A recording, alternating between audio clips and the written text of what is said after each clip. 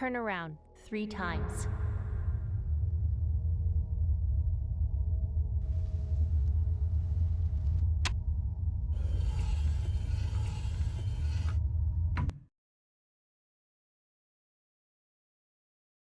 Start shooting.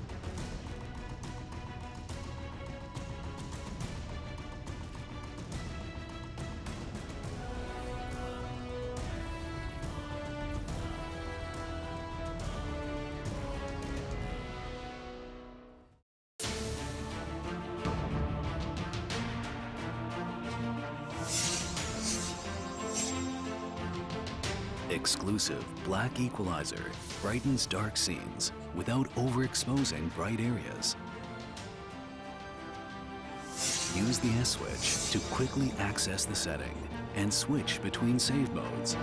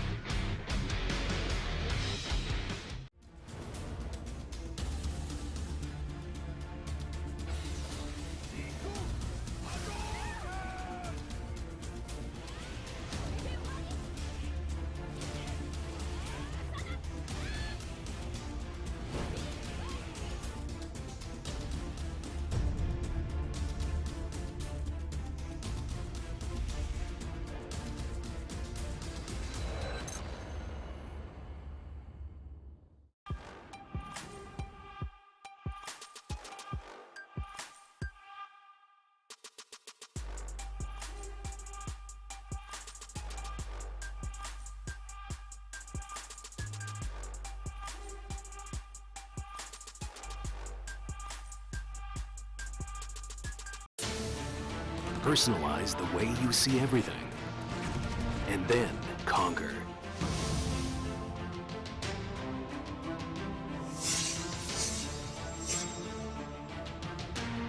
Exclusive black equalizer brightens dark scenes without overexposing bright areas. Use the S-switch to quickly access the setting and switch between save modes. Adjust the angle effortlessly for maximum comfort.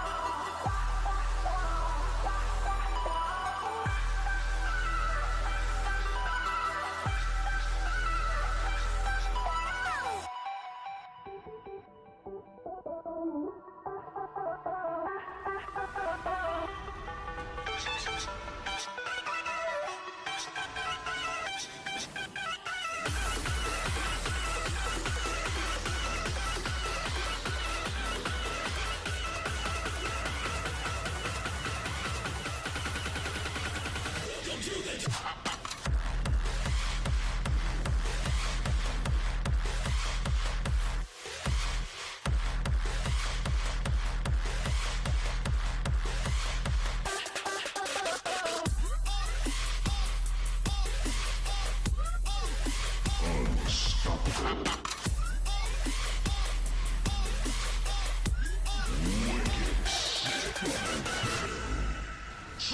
kill! Godlike! Ultra kill! Rampage!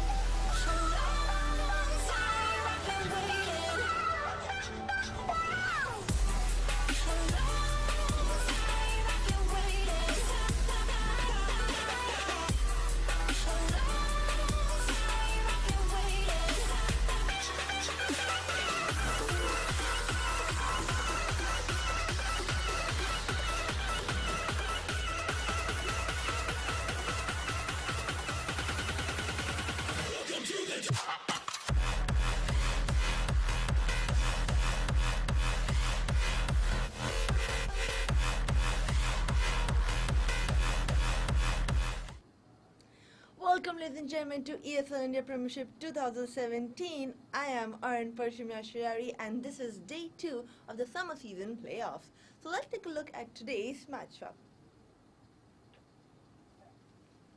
For today's match on Clash Royale, we have Haseeb versus George, and as you guys can see, we have Vikram played by over here, and then the winner of this match will be playing Vikram Asopa in the end. Now for Starter Cup, we have, in CSGO, we do have for you guys War versus Bandit 5, and at Dota 2 at 8 PM for you, we have Stand-in 5 versus White Unicorn. Now let's take a look at the bracket for Clash Royale. Earlier today, we had Vikram Asoba play by, for which Vikram gained victory and he made his way in the final. Now today's match is going to happen between George versus Haseeb Nazir. The winner of this match will be playing against Vikram Asopa, and the winner will be finalized, and that person gets to keep his spot in the Challenges to Master. Let's take a look a little bit more deep into our players today. Now George, also known as George759, he is from, as you guys see, he is been playing a lot of Clash Royale. He was promoted in the Me session in the Clash Royale Challenger League, and the player reigned supreme in April Clash Royale Starter Cup.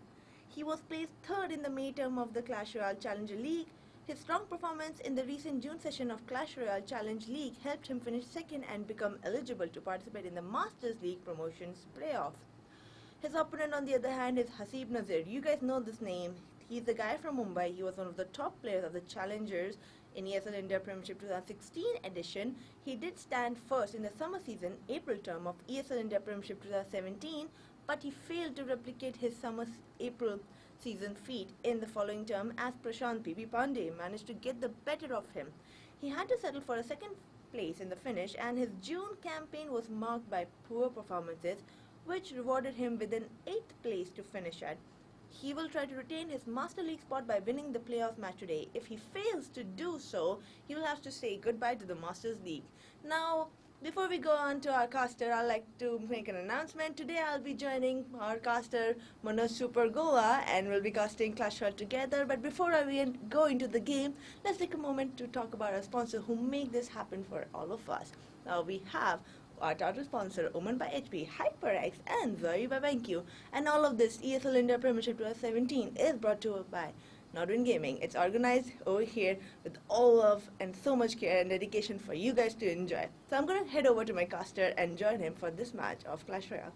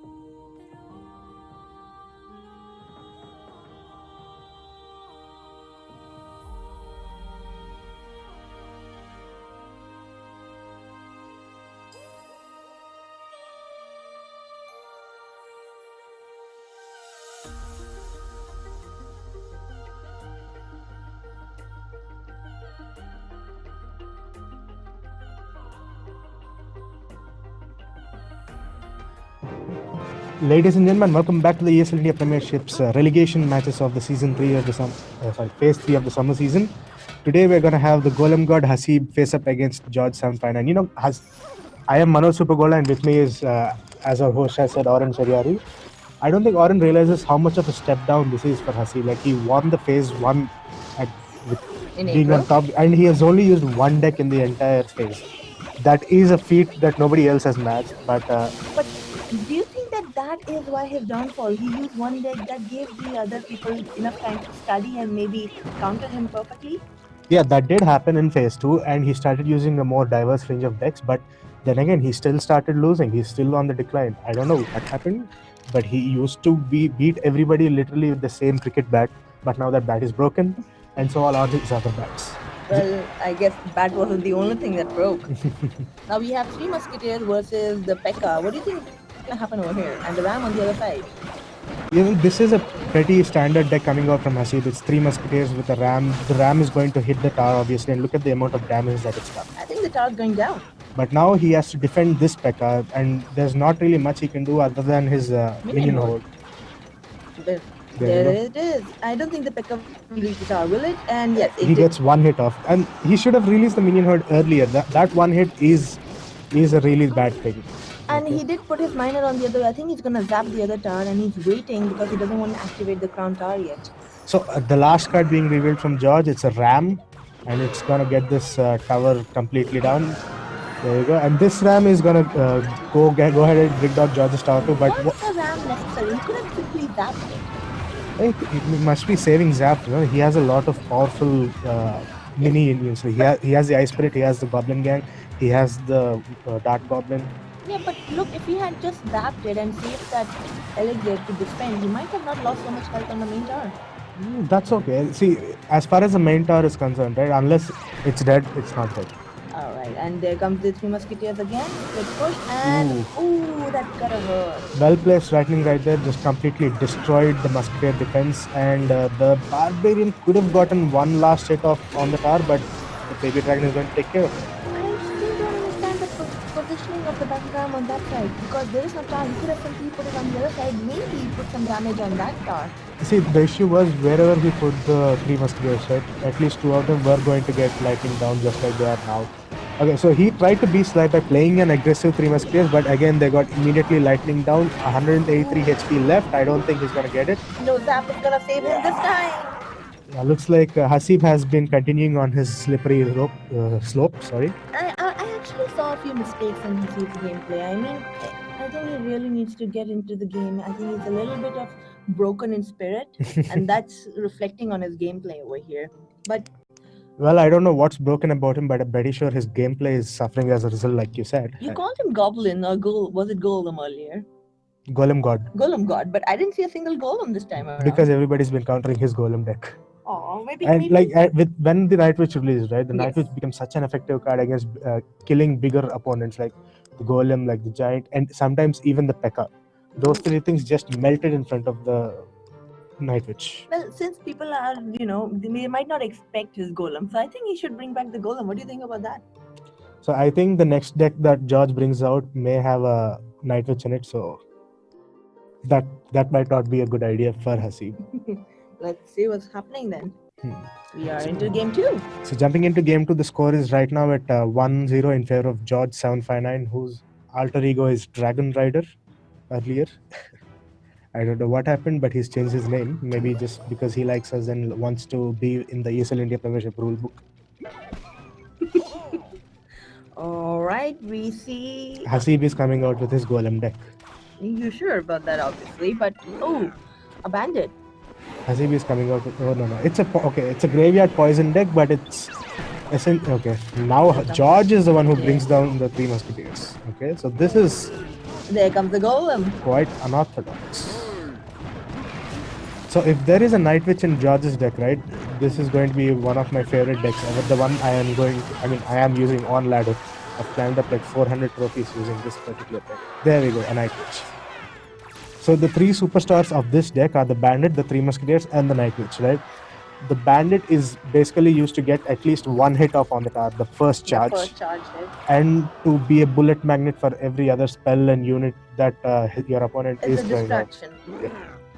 Night Witch is a really good defense unit which will take care of a golem, which will take care of a giant, which also serves as a decent tank and a decent Ooh, pusher. there comes the graveyard. It's not going to be quite effective in my, but no. Look at that, Bandit's so many struggling a little bit. opportunities for the bandit to dash, but she Let's struggle. she got surrounded by skeletons and just murdered. And that gave the baby dragon opportunity to skip past the tar arrows. Well, and there comes the poison over there. Really good, well placed poison, by Yes. the way. He's gonna attack the tar as well as this elixir tank for this guy, but the musketeers are already down. It came down almost instantly, the poison. That's a pretty good poison. And now we see the Haseeb of old coming back. Look at that. He's just completely dominating this game. But now that we've entered the last minute, George is at an advantage because he is a more greedier deck, and greedier decks do get an advantage when they go towards the end of the game. But we'll have to see how much that translates into a victory. Well, the bandit is doing quite a damage on the tower, and we see another graveyard popped out, but the musketeers are also there to defend. You know, I wonder what kind of trump card that Haseeb is putting in his deck. He hasn't revealed one of his cards yet.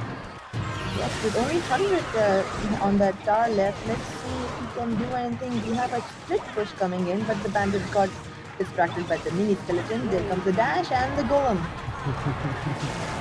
The tower taking the dash damage, but the golem does prevent it from taking any more future damage. Look at that. Those bats are just murdering the golem. And there comes the poison. I think this tower Yeah. is down. But the battleground wave might as well take it up. No, Electric it's Whistle will done. take It's care of done. it. No, It's done. Ooh, good job, Haseeb. So Haseeb has made a comeback. The comeback is real. He's With managed the to. golem. Wait, not golem. He is the golem in this deck, right? He is the golem god. As you said it himself. No, there was no golem in his I'm deck. sorry, Bowler. the bowler looks like a goblin. Goblin bowler golem. Bolem. Yeah, there we go, golem. So the score is at 1-1. Then this is turning out to be exciting. So Haseeb really doesn't want to get relegated. Well, So even if he wins this game, right, he has to go up and face Asopa, who's gotten a bye from his other match. yeah. Sopa. I've heard a lot about Vikram Sopa. He doesn't seem like someone who would go down that easy. True. But Haseeb is below Asopa in the You're points not table. helping his case, are you? But I don't want to sugarcoat it. Haseeb is in trouble, and he is a good and capable player as he's shown us right now. He completely outplayed George on this game, but Alright, let's get into game number 3. 1-1. Let's see if Haseeb can steamroll this back to 3-1. So what do you think is going to happen in the first cards? Let's do some prediction over here. So I think George is going to bring out an Inferno Tower while Haseeb is going to play the same deck that he's played in game 2. Looks like it is. And that is the same deck. exact same opening that he's played in game 2. Ooh, looks like George went through his earlier deck. Yeah, if it helps you win, why not? Okay, there we go. What we got here? There we go. So Golem. Haseeb, okay, so this is a real genius move by Haseeb. He managed to bait out the P.E.K.K.A. While his and minions take care of it. and now that there's no defense against his golem, look at that. It's just completely murdering. Yeah, but the P.E.K.K.A. is gonna take a few hits because the barbarian does heavy damage and the tower is gonna go down. No, It's pretty much down. It's less than a minute into the game and the tower is at 187 HP, but we have to know that George's tower went down first. Yes, it is. Now. So let's see. one more bait with the P.E.K.K.A. and another golem going down. And if it happens in the last minute, right, that's when Haseeb is going to win. He needs to sort of maneuver around and cycle his cards just right so that he can enter George's base with a double golem attack. Then But there would be George- no way for him to do that. George has been waiting patiently. He didn't defend anything. He was waiting for the electric to go up. And there comes the battle ram. It will not make the charge, but it will do some damage. Nope. It's been blocked down by little The barbarians skeletons. will get a couple A of few hits off hits, on the but tower. I don't think they'll make any, Oh, Okay, there we go. I take that back. George's last card is revealed to be lightning. Maybe he expected Haseeb to play musketeers again, but we'll see. I think he's going to focus on that tower now because that one stands at 187, which lightning can take care of easy peasy. And then, actually, no, forget lightning. The goblin dart is going to take care of it. So it's a double suicide by Dart and Arrow from the And Tar and the Goblin. the golem's out versus Pekka. Aggressive He Pekka needs right the there. minions, he needs the minions. And there comes the No, minion. not necessarily. He only needs to distract the Pekka. There we go. It's distracted. Now the golem is free to go murder the Tar. I don't know why I keep saying murder the Tar. Maybe saboteur the Tar. I mean, there comes the freeze. I don't think the golem will do as much damage as we hoped it will. But there comes Now two you baby dragons. do see two baby dragons coming out. Like I said, right, last minute, do a double push of whatever. Oh, there comes the Pekka. It's going to take care of the golem, but who's going to take care of the baby dragon? The baby dragon's pretty distracted, hitting the Pekka. But, And there comes another baby dragon who takes care of the minions. Oh, I see danger. Danger. Oh, there comes the... intense. Whew. The ram's gonna make it, the ram. It does make contact with the Tar, but I don't think he's gonna bring it down. Take him down, There we go. and there we have it. The So- lightning was just a second late. if you ask Yes. me. No, even if the lightning came down, right, it wouldn't have helped because the tower still would have survived.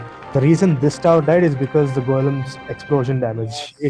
It really did have to sort of do a lot of damage to the tower. It just has to go nearby it and say,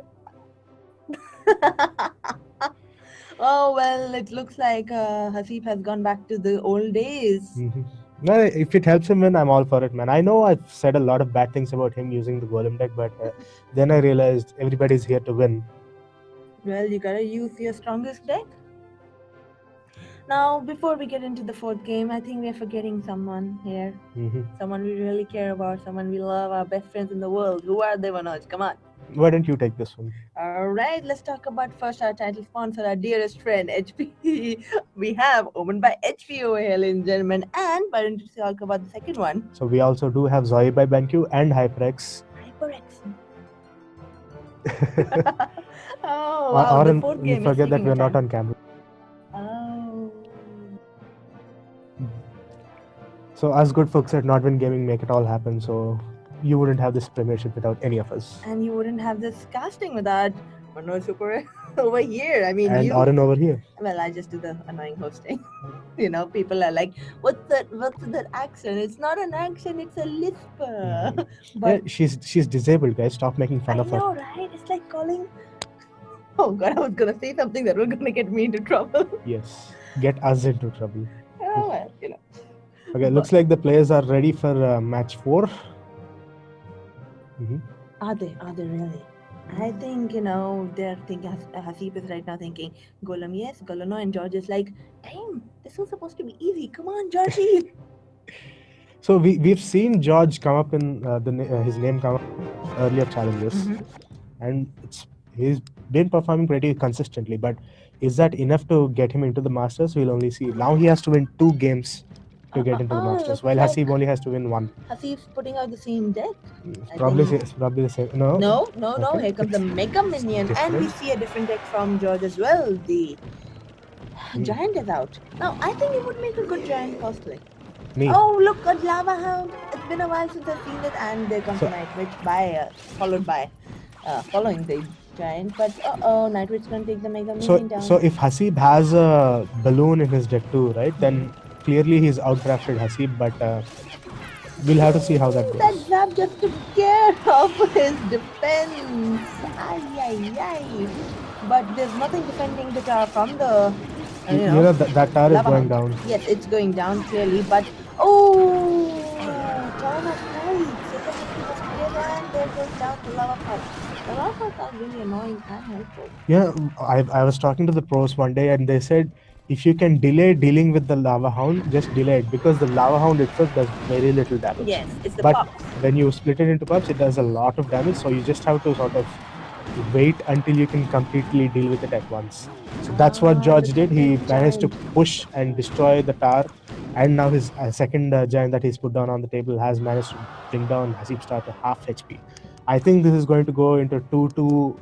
We will be looking at game number 5. George still hasn't revealed to his card. He's slightly impatient. Oh, there it is. And we have a fireball and an arrow from Haseeb. I'm not sure I kind of like both of them in the same deck, because according to me, they both do air damage, you know, anywhere in the map. Fireball has more damage than arrow. If you're going to spend 3 and 4, Yeah, but what? Yes. Okay, there we go. BC is. There's balloon, you were right. But the thing is, there's no point in just using fireball if fireball doesn't kill what it's supposed to kill. Like the three musketeers right there, for example. I would prefer a rocket. And a fireball is his last card from George as well. See, that's a that's a clear outdraft where the balloon just skipped everything and went straight for the tower. That army is going to get zapped. No, it's not. Seriously. Well, I suppose he's saving up for the musketeers. There it is, the musketeers. And woo, the tower's going to go. It's gone. So, yep, 30 seconds into it, that lava hound is not making it to the tower. Nope. No, sir. He will not be making it there alive. Well, the units might just get distracted before they destroy it. So. But 15 seconds on the clock, I don't think he can do. Yeah. Oh, no, it's over. It's going to game number 5, ladies and gentlemen. Looks like George has made a comeback. So this is a pretty tight matchup. I'm actually glad that I actually decided to cast this and not succumb to my own shit. Now, let's talk about one thing. We have seen 3 different decks from both of them. Mhm. Now, both of them know exactly what decks they have. What do you think is going to be the third one? They both have to choose the Well, best deck. technically, George went back to his Pekka deck, Right now. Yes. and Haseeb has went back to his Golem. Golem deck from prehistoric times. But he didn't use Golem this time. Do you think this match would have been a slight different if he had used his Golem? No, so you see the Night Witch, and Yes, you that can see the giant. cards right here, Yes. right? You see the Night Witch, you see the 3 Musketeers, and Haseeb's brand of Golem deck is particularly weak to a Night Witch. Alright, so let's see. We are going to go into game number 5. This is going to be One pretty hell of a game. intense. Yep. Yes. So the score is right now at 2-2 in Haseeb versus George. Both of them fighting for a spot in the Masters League, and this is a well-fought war. Haseeb and his skeletons. It- Oh, George is giving his time. He's actually studying the deck, I suppose. Mhm. And he throws in a Golem. Are we going to see a Golem versus Golem? Oh, no. So Haseeb has gone with his graveyard deck, so there is no Golem in his own deck, but how is he going to deal with George's Golem? Does he have an Inferno Tower? Does he have a Night Witch? Does he have... What does he have? Well, the baby dragon and the graveyard did heavy damage on his tower, but the Golem's strong. And there's the Night Witch. I am quite worried about him. Here comes the explosion. Boom. And now he has to deal with too many Golems. You know, all being done, Haseeb has managed to defend that push very well. He's only lost a third of his tower's HP, but In comparison, yes, he did do better. And there comes the poison knight positioning over there. The electro wizard is gonna take only 2 hits before dying. so one thing you should notice is George has only revealed 5 of his cards, Yes. while Haseeb has rotated through 7 of his cards. Usually, that's a sign as a sign that says the guy who's revealed less cards is actually winning, but not the case on this one. Eh? He is not defending at all. He could have used the log, but I don't think he cares right now. I think he's saving up his elixir. Yeah, that tower was going down sooner or later. He's surviving. Like one more poison would have taken care of it. True. And there comes the... Oh, baby dragon. But he has okay. electro. No, that's that's an Inferno dragon. Yes, it's an Inferno dragon, which an electro dragon can easily, take care of. Because every zap is going to make sure he loses. Yeah, but except there are 3 units and then 1 unit that brings out the more electro is babies. gone, that tower is gone. Oh, Haseeb is in some real trouble right now. If he doesn't get that Inferno dragon out of here, he's dead. Inferno dragon just takes like 5 seconds. But no. Okay, so he has dropped an Atrovis that basically But we have one giant golem and too many golems over here, and the tower at 800. He can either defend, because that's his only option, but I don't think he can make it alive. No, sir. So 30 seconds left. Haseeb has lost his second tower. Will he be able to make a comeback from I this? have some bad news, sir. Okay, so he does reveal the final card, which is a No, bowler. it's gone. It's over. And just like that, Haseeb has burned out of the Masters League. Ay. Congratulations, George. I did not see that coming, did you? That was some... Actually, I predicted that, remember? Yeah, well, I did not see the golem coming from George. Yeah, true. Alright, So, that's GG. excellent play from both players. George managed to sort of blitzkrieg Haseeb in the first game. Haseeb has come back and beat him down into pulp in the second game. But ultimately, he has been outplayed by George, and George is right now in position to take care of one more player from the Masters League. Yes, well, he will be facing Vikram Asoba. Mhm. That will be something interesting. He is gonna make his way to challenges to master, or is Asoba going to regain his title? You know what? After seeing today's game, I honestly don't know. Like, George has played very well in games 1, games 3, and games 4, but we'll have to see. Alright, ladies and gentlemen, I'll be seeing you shortly. And what do we have next? We have CSGO. And then some Dota too. Alright. So I'm gonna keep talking so that our host has enough time to go back in front of the camera. I just want to thank you guys for staying with us, for watching the stream. But please stay tuned though. We do have some more gaming action coming to your way. And having said that, I'm gonna hand this over back to my host Oren. Take it away, Oren.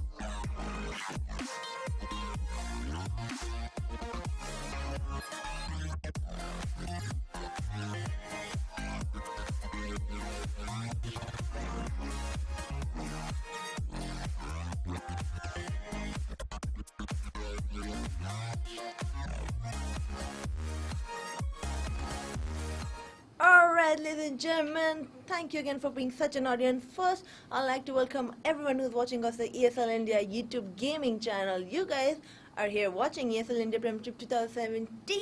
I am Arun Parshimam Shariari, and if you guys haven't liked and subscribed to us yet, you should do it right now. This is your chance, this is your moment to stay tuned to all the funkiest and happening esports competition happening here at ESL India Premiership 2017.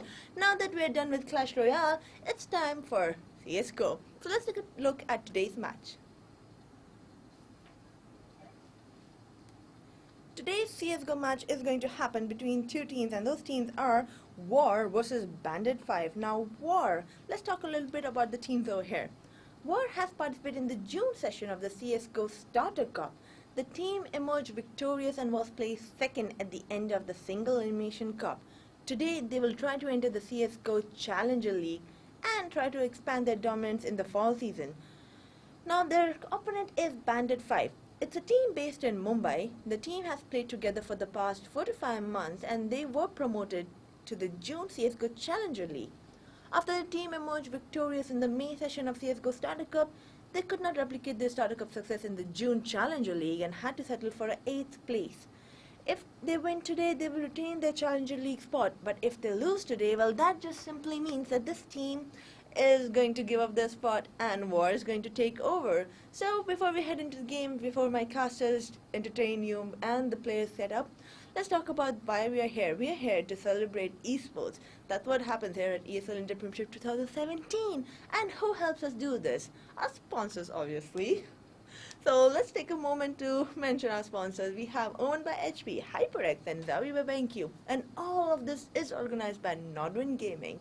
So now we are almost going to into the game, but I'm going to take one slight moment from you guys and mention the fact that we are going to the finale of the summer season. This is going to happen in Mumbai. That's right, Amji Mumbai. We are going to be in your town on the 1st and 2nd of July, bringing all this excitement in a LAN tournament. So make sure you guys follow us up and make it to the event itself. So my casters are ready, the players are setting up. Let's all head over towards them.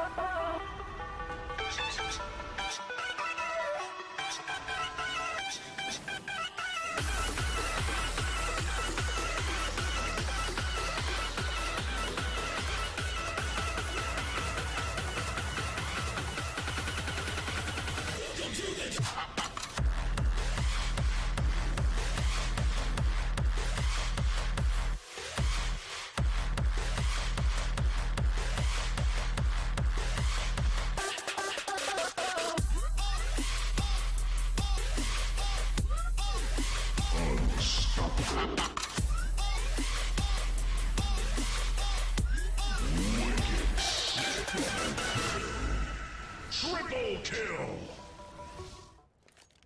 Alrighty, ladies and gentlemen, we are about to go live with the CSGO playoffs for the promotion/relegation game between War and Team Bandit 5. This is for promotion to the Challenger Division. That's what's at stake here for Team War, and for Bandits or Bandit 5, it is a question of survival.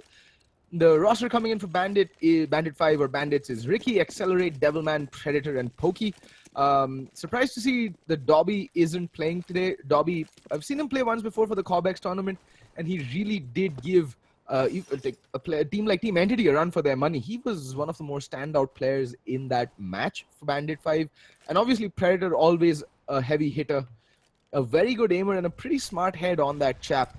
Anyway, it looks like it's going to be a straight out B hit. Kit out onto a Flatoon. Oh, nice shot on by Maddie, but Pokey's just attained God mode. But will they expect the third player to be on the B bomb side? Well, the answer is pretty evident here. It is no. PHGP getting one kill. It's down to a 3v2 retake, and Pokey's just gone absolutely insane already. He's gotten 3 for the round. Can he get the last? Kazi, the last player remaining, and Pokey starting things off with a bang, a 4K straight out of the gate, straight off the bat. And Pokey is here to play. He is not here to mess around. And first round, fairly securely, like fairly straightforward, secured there by Team Bandit 5. They didn't seem to really be troubled by that 3-man B presence that War had going. Looked like a pretty decent anti-strat, but unfortunately, I don't think that the third player could have peaked a little earlier and tried to run diversion for his teammate who was rotating over towards CT.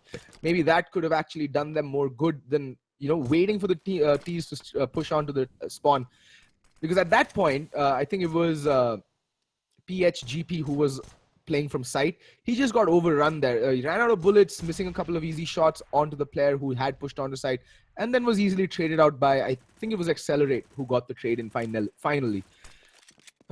Anyways, so far, again, going for a heavy A presence. Aflatoon going with the Kit and the Deagle. Saz, I think, is the designated opper for Team War. That's why he's gone for the full eco. Two rifles, one Galil, one AK-47, and 3 UMPs out for Team Bandit 5. Pretty straightforward affair here. There we go. Predator opening things up with the kill onto Saz. Praying away, gets the kill onto Aflatoon as well. Sorry, USP. I don't really know how pronounce his name or what is his real ID, in fact. And there we go. The third player, that is Saz, is gonna fall to Pokey. Maddie though does find Ricky, but Pokey again just picking things up where he left off, and PHGP all again finding himself all alone in a 1v4 situation. Now at this point, realistically, he should just be looking to save that armor and that pistol.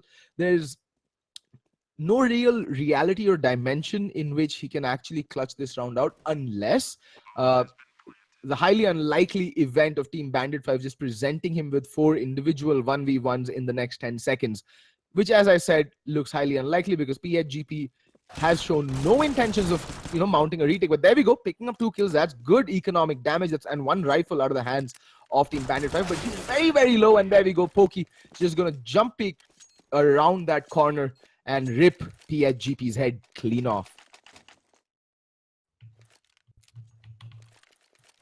All right, 2 rounds on the board for Bandit 5, but PHGP, they're making it fairly expensive for Bandits or Bandit 5 at the end there, getting 2 quick kills.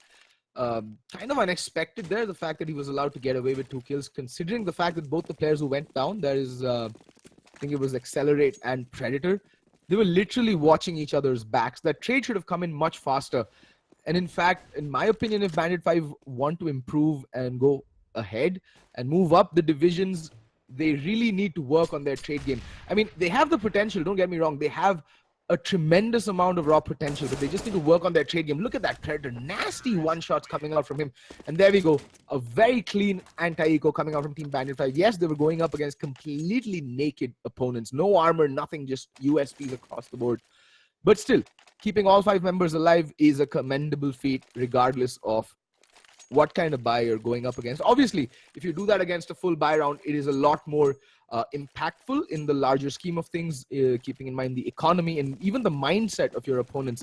But still, keeping 5 alive in any situation does play a little bit to the psyche of the opposition. And CSGO is a game as much about mental strength as it is about gameplay. In the meantime, there we go, the B push, and Pokey just going absolutely beast mode. He showed up to this game thus far, and Ricky spotting out Kazi, and Kazi goes down a bit too cheaply as well. A little bit premeditated, but there's Saz with the AWP, the big green gun, the hand cannon. At least getting the kill onto who's looking to be the most dangerous player on the server right now, and that is Pokey. Alrighty. So a lot of damage done onto the B bomb set, but it's going to be an A hit, and there's 2 players already here lying in wait. Saz gets the kill onto the bomb carrier, but Accelerate eviscerating him from the server with a nice time Kobe, and PGHP all alone does spot out the bomb carrier. That's going to be Devilman, but now they know where he's playing from, and Predator is going to see off this round with a quick kill onto him, and Pokey yet again with a quick brace. And match has been paused because the 5th player, that is, I think, USP, yeah, Aflatun USP, has dropped from the commentator from the server.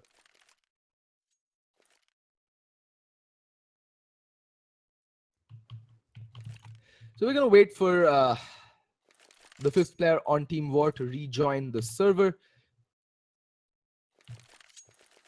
But thus far, again, War, a very vanilla setup on the CT side coming out from them. So they, and Bandit 5 and Bandits are a much better team. You need to bring your A game to the server if you want to mount a challenge to Team Bandit. Like, see, this is a team that took the fight to Entity.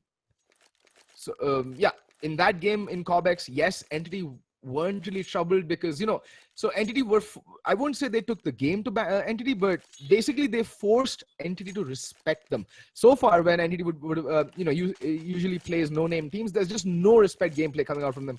They'll push every angle, every orifice in the map gets pushed by Entity against, lesser-known opponents. But Bandit 5 made them rethink and reevaluate them. And, they forced the respect out from Entity. So Team War really has their work cut out for them. In the meantime, there we go. The 5th player has joined back War. The lone player over towards mid is going to smartly fall back and take a more passive hold towards Ticket Booth or E-Box over on the A-bomb side. And nice flash coming out. I think that was more of a team flash than anything, but still, Bandit, it works in the favor of War, because I don't think that Kazi would have survived that. In the meantime, PGHP makes his presence known. Predator just tapping away, trying to maybe draw out a peek and maybe catch him in the pre-fire. But not gonna take bait. In the meantime, the B hit comes out in full earnest, and Ricky with the 2 quick entry kills. Yes, he is facing off against unarmored opponents, but still, a kill is a kill. And it's a 3v5. In the meantime, we do see Predator pushing up Z. PGHP does have an inkling that there's someone here. And I think Predator also spots out Kazi, but there's Devilman with the assist. And that is good bait play. So what Predator did there was he peeked out, got the kill, showed himself long enough for the other player there, I think that was PGHP, to look back and, divert the attention of the player playing towards bottom of heaven.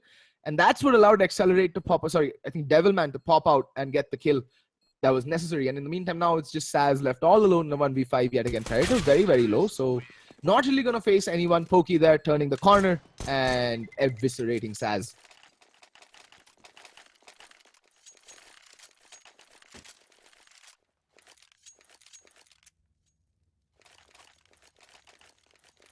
Alrighty, Bandit 5 off to a flying start on the T side on Cash.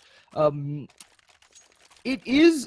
from past records in going by the Indian scene, Cash does tend to lean a little bit on the towards the T side, not so much on the international front because, well, in the international scene, teams do know how to play a CT side, and War is a fairly new team. And CT sides, I'm not doing this to diss the team or anything, but just people need to understand that the CT side itself is a much harder side to play in Counter-Strike. You need to be extremely well drilled, well coordinated. Your comms need to be absolutely spot on. You shouldn't be tilting. You shouldn't be getting put on edge. A lot of factors go into putting up a very strong CT side.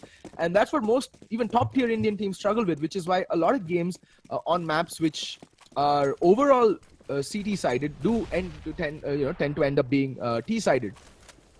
In the larger scheme of things. Anyway, a horrible nade coming out from PGHP, just kind of misaligning that, and Saz taking a ton of damage from that spam over towards Squeaky.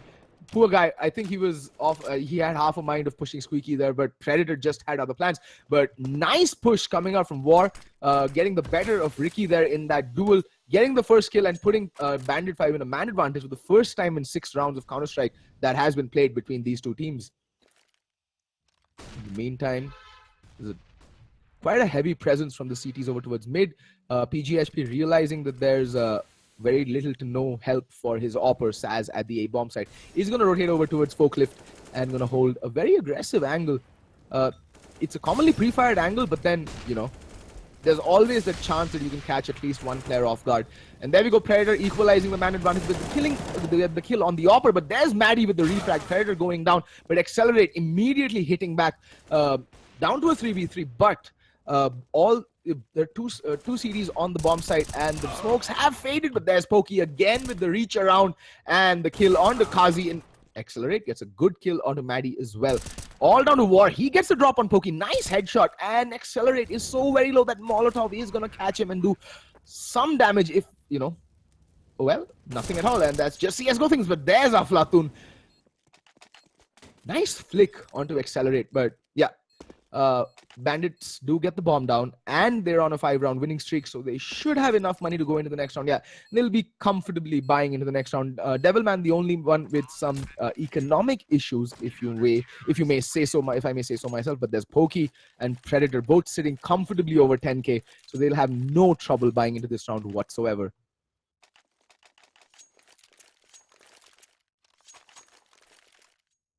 So for those of you just joining us for the stream, this is the promotion/relegation game being played between the runners-up of the Starter Cup, that is Team War, and the team that placed last in second last, in the Challenger division, that is Team Bandit or Bandits or Bandit 5. I don't, because there is a Team Bandits out there, so on So Strong, so I think that is why I forced them to take the moniker of Bandit 5. 5 being the lead speak equivalent, but there we go. As I was rambling away, Pokey gets a nice kill on Akazi, but Saz is going absolutely ham, and the A side take has crumbled even before it could begin. 2 quick kills over on Ricky and Devilman, and the man advantage again wrestled from Team Bandit by Team War.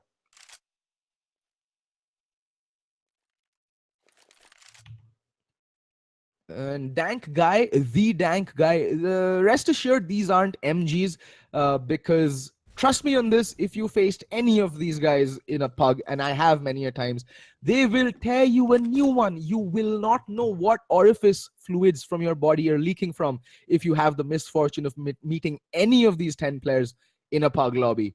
So yeah, be as cocky as you want. You will never know the pressure of playing in a game that has so much at stake for either of these teams. So yeah, mock away, but at the end of the day, these are the players who are actually doing something with their talent and trying to make something happen, while you, Mr. Keyboard Warrior, are just sitting there typing gibberish nonsense. Anyway, USP. Oh, he's gone unchecked in checkers and getting a very cheeky kill. In the meantime, Pokey getting backstabbed. Not really watching backstab. That was his primary role. But the bomb will go down. But that puts Predator in a very precarious situation. In a 1v3, can he do some economic damage? And the answer is a resounding and firm no, he cannot. And War, just like that, will put their second round on the board. 2 rounds back-to-back, keeping 3 players alive. That means their economy can finally start building from this point forward. They did just keep 1 player alive in the previous round. So this round, it was crucial that they keep 3 or more players alive, and they've managed to done that. Now they can start building on their economy.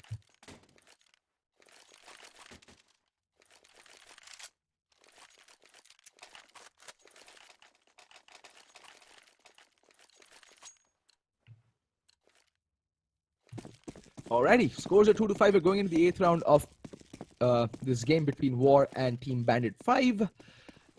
Still managing to eke out a decent buy. No nades out onto Devilman or Pokey, so they will have to rely on raw aim as of now. Oh, I think Pokey spotted out Kazi, and oh, missing that flick shot and taking a little bit of nade damage in return as well. So Predator holding a fairly passive angle over towards Squeaky. Knows that the opper likes to play from site or quad, so he's not going to force the issue and present himself on a silver platter like they've been doing. A lot more cautious in their approach here, Team Bandit 5. They have changed things up, slowed down the pace a little bit, and it might end up playing to their favor because I'm not really sure that War are ready for this. Oh, nice flashbang coming out on Kazi, allowing Devilman to cross over towards Vents. And Kazi is going to get pushed, but Pokey again missing an easy shot there. That's the second easy shot he's missed, and Kazi's just going absolutely ham. Oh, stuck on the reload. And Predator taking his sweet time getting that frag. And Kazi doing a ton of damage this round, getting the kill onto Pokey and dinking Devilman down to 10 points of health. In the meantime, Accelerate falls to Maddie, but Predator's there for the trade yet again. But down goes Ricky. Will Predator find the third trade? Yes, he will. This man is a serial trader. Someone give him details to my stock exchange portfolio. I'd like him to handle it. Man's trade game is on point, is what I'm trying to say.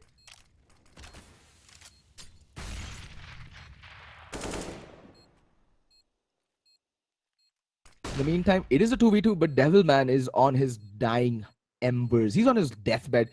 10 points of health is all he has to work with, so Predator has to be the one to go huge. Can he do even more damage? He's already sitting on 3 frags for the round. That flashbang not really going to do much. And there we go. Devilman does get the kill. That's the assist that the Predator needed. In the meantime, Saz is tagging him down and Predator pops out. Devilman and Predator perfectly played in this situation. The bait and switch, as I like to call it. Predator baiting out the shot from Saz, and Devilman just repositioning himself ever so slightly and getting the drop onto Saz. Saz unable to look at 2 positions at once. You really can't do that anyway. And very good play from Team Bandit 5, and that's going to leave the War economy in absolute tatters. They have no money. They will have to eco this. Maddie is going for the upgraded pistol and armor buy. Let's see what he can do with it. But it looks like it's going to be an aggressive play by Kazi up mid, and he's just wreaking absolute havoc on the poor Pokey there. Not really landing shots. Started off fairly strong, but now has kind of waned off and gone into oblivion. Being tagged down, dinked down to 22 points of health, but that's not going to matter because they are up against a full eco team. Ricky getting 1 kill, and Predator gets 1, but does go down in return.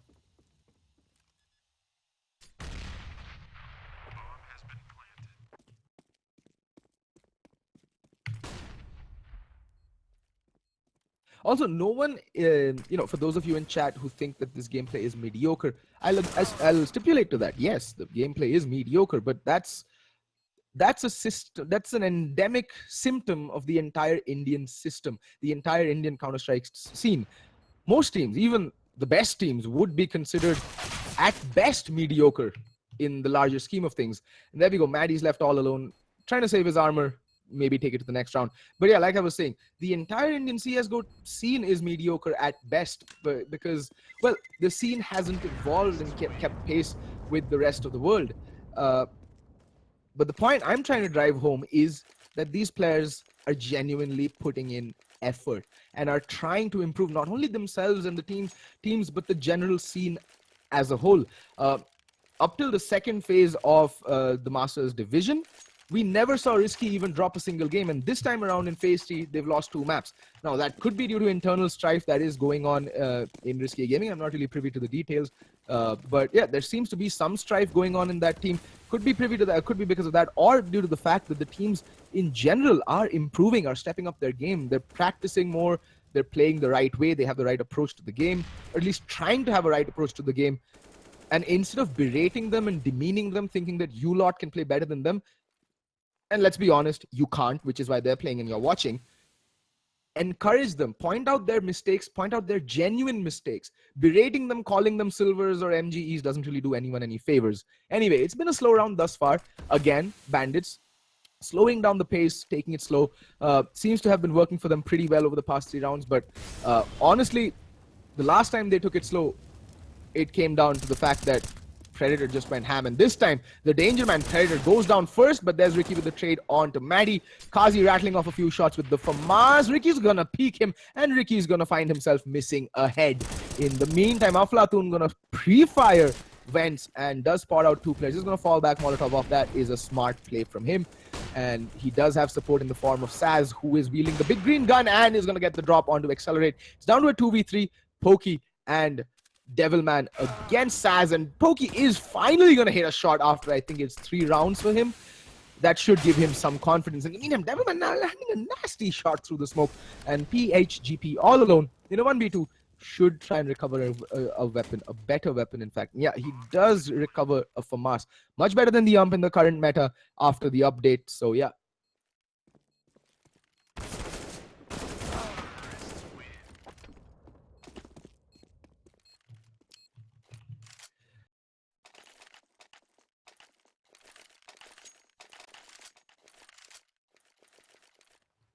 FedEx, the fact that you can't spell illiterate, or rather you get the tense wrong, and the fact that you spelled Harvard wrong, kind of takes away from any credibility you might have about talking about, quote unquote education or literacy. I'm just saying, not insinuating anything, just saying, putting it out there. Anyway, War losing yet another buy round. They are on an eco, and Predator needs to be careful, but Devilman there has his back. He's got his homies back, as they say. Gets the kill onto Kazi, and Devilman does spot out PHGP in a spray battle that lasted longer than most. In the meantime, Maddie does find Pokey. Pokey doesn't go down alone, gets the kill, and Maddie does fall as well. But that's the op away, but Accelerate is going to recover it, and Saz is all alone, all by his lonesome towards the A-bomb site, and Predator is going to find himself an easy eco frag. 9-2 is the score after 11 rounds of play, and we're going to go into the 12th round of Counter-Strike, and War will be going in with a bye. They have been on max loss bonus they will be on max loss bonus if they lose this round. They did get $2,900 for losing the previous round, which means that they can have a pretty decent buy, but again, they are buying down to their last dollar, which they should. They don't really have the luxury of giving away more rounds to Bandits or Bandit 5 right now. So they need rounds. That's all. Like I know I'm stating the obvious, but 2 rounds after 12 rounds of 11 rounds of play is just not enough on the CD side of cash.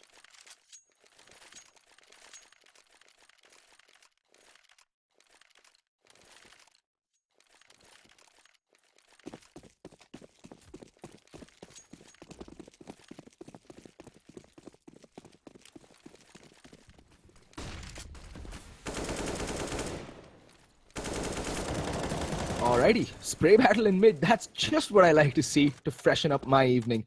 Well, spray battle, a meaningless spray battle actually, not hitting anything but air. I think Predator took that damage as like splash or nade damage. In the meantime, looks like it's going to be an A hit. Bandits mixing things up a bit. They have been focusing very heavily towards mid thus far, but they are kind of walking into a trap. There's a 3-man A stack going on right now for Team War. PGHP, Saz, and Kazi all in the A-bombs, and Kazi just, what a shot from him, but there's Predator with the trade, and the remainder of the 2 people on the A-bomb side cleaning house, but Ricky in the meantime does find the kill. PHGP to fall to him. It is down to a 2v3. Ricky finally does manage to land the kill, at least tipping the scales a little bit back into Bandit 5's favor, but for all intents and purposes, War from this point on should just play the numbers game. Should play for the trades. They know that wherever Bandits are going to hit, it's going to come as a unit. They're not going to walk in one by one. They have to go for that push, and there we go. That, just as I was talking about not offering yourself out on a silver platter, that's exactly what Pokey does there. Getting a little ambitious, in my opinion, and he does fall. And now it's all down to Ricky in a 1v3. Saz has the angle, has all the advantages, but what? Ricky, nasty shot onto Saz. And can he find Maddie? That's going to open up the A-bomb side, but just missing the headshot there. And Maddie not going to return the favor, but instead is going to double dink him down and put him 6 feet under. There's a 3rd round on the board for War, but again, they lose 3 players. That means only 2 rifles survive, and their op also goes out of the hands of War. There was a huge investment going into this round, and that means that they're not going to have all the utility at their disposal going into this round, while Bandit 5 can still buy into this round quite comfortably and have a lot more utility going into this round as well for themselves. So War need to be very careful and must avoid getting hard reset. USB going to push up very aggressive, going to play on top of Jacob Box, but Kazi, Kobe on a Devilman. What was that? In the meantime, PHGP finds Predator as well. That is the squeaky push just working wonders in my opinion. 2-man advantage here for War. This should be the 4th round for them. Easy peasy lemon squeezy. But yeah, you never know. You never ever know what's gonna happen. It's a game of Counter-Strike, folks. And oh, okay then. Saz gonna get caught with his pants down, but that's the second Kobe. Is this the NBA or what, folks? Because Kobe's are just raining. There's just slam dunks all over the board. I know it sounds cheesy, but what am I supposed to do? It's been a rather slow game thus far. But yeah, good pushes coming out from Ward this round. They mixed it up, showed some aggression, but somehow they find themselves in a 3v2 from a 5v3. Team Bandit managed to pull it down to a 3v2. So from this point forward, it is doable. And Pokey, the A defense is completely eviscerated. But, Bandits don't know this. And the fact of the matter is, Aflatun is so far, pushed up in Sunroom. I'm not really sure they'll be contending a player from the CD side to be playing here, but that doesn't matter. The call is the right one going in from Team Bandits. They are headed towards the A bomb side. Team War hedging all their bets and putting all their chips on one number. That was the B bomb side. And unfortunately, that gamble is not going to pay off this round. And the bomb will go down on the A bomb side. And they're so far away that Bandits can actually take good post plants. It doesn't seem like that's going to happen. Maddie is going to make his way towards White Truck and does spot out Ricky. And it is likewise. It's a 1-for-1 spot. Both players know where the other is playing from. Right now, I think Bandit 5 is just playing patiently, waiting for the other player to rotate in so that they can isolate and triangulate both these players' positions. And Aflatun now is going to show his hand, but there's Ricky with the kill. That Molotov is going to force him wide though. And Aflatun making a ton of noise. It doesn't have a kit to work with. Why is he making so much noise? He had the time. All he needed to do was be patient. But unfortunately, well. Just the nerves, I think, getting the better of War or Aflatun. The pressure of this game, the what's at stake, it seems, is getting to the players on Team War.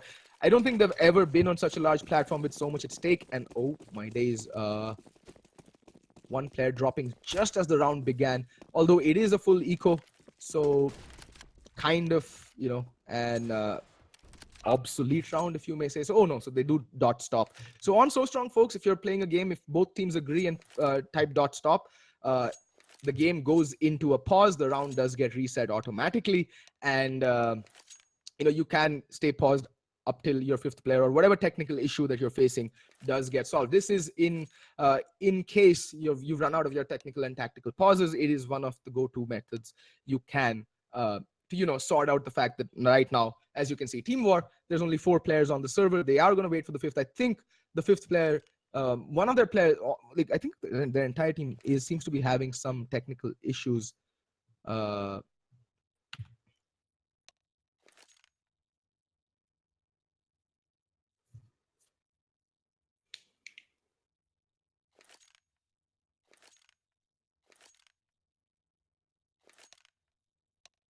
Alrighty then. So far, what have we seen? Well, Bandits clearly are a cut above War because, well, frankly speaking, they are the more experienced squad. The 5 that are playing there have played big tournaments. They have progressed pretty far in big tournaments. The first time I saw them, they were an unknown entity to me, and they left me and Equitas, my co-caster back then, for the Corbex tournament for that game. We were fairly impressed with what they brought to the table. The players we said we should keep an eye out for were Pokey, Dobby, and Predator. I think Nick Kolf was also a player who used to feature on their lineup. I'm not sure if he's there anymore. But yeah, these 4 players really caught our eye, not just because of their raw aim and skill, but because of their decision-making. They showed potential. They showed that, these are players or individuals who actually thought about the game.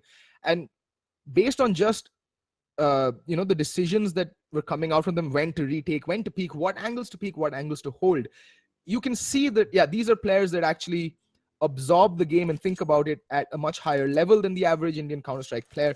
And that's what gave us hope. Those were the initial rays of hope that we saw that, so the scene isn't limited to your entities, your brutalities, your Wolves, Semper X's, Riskies.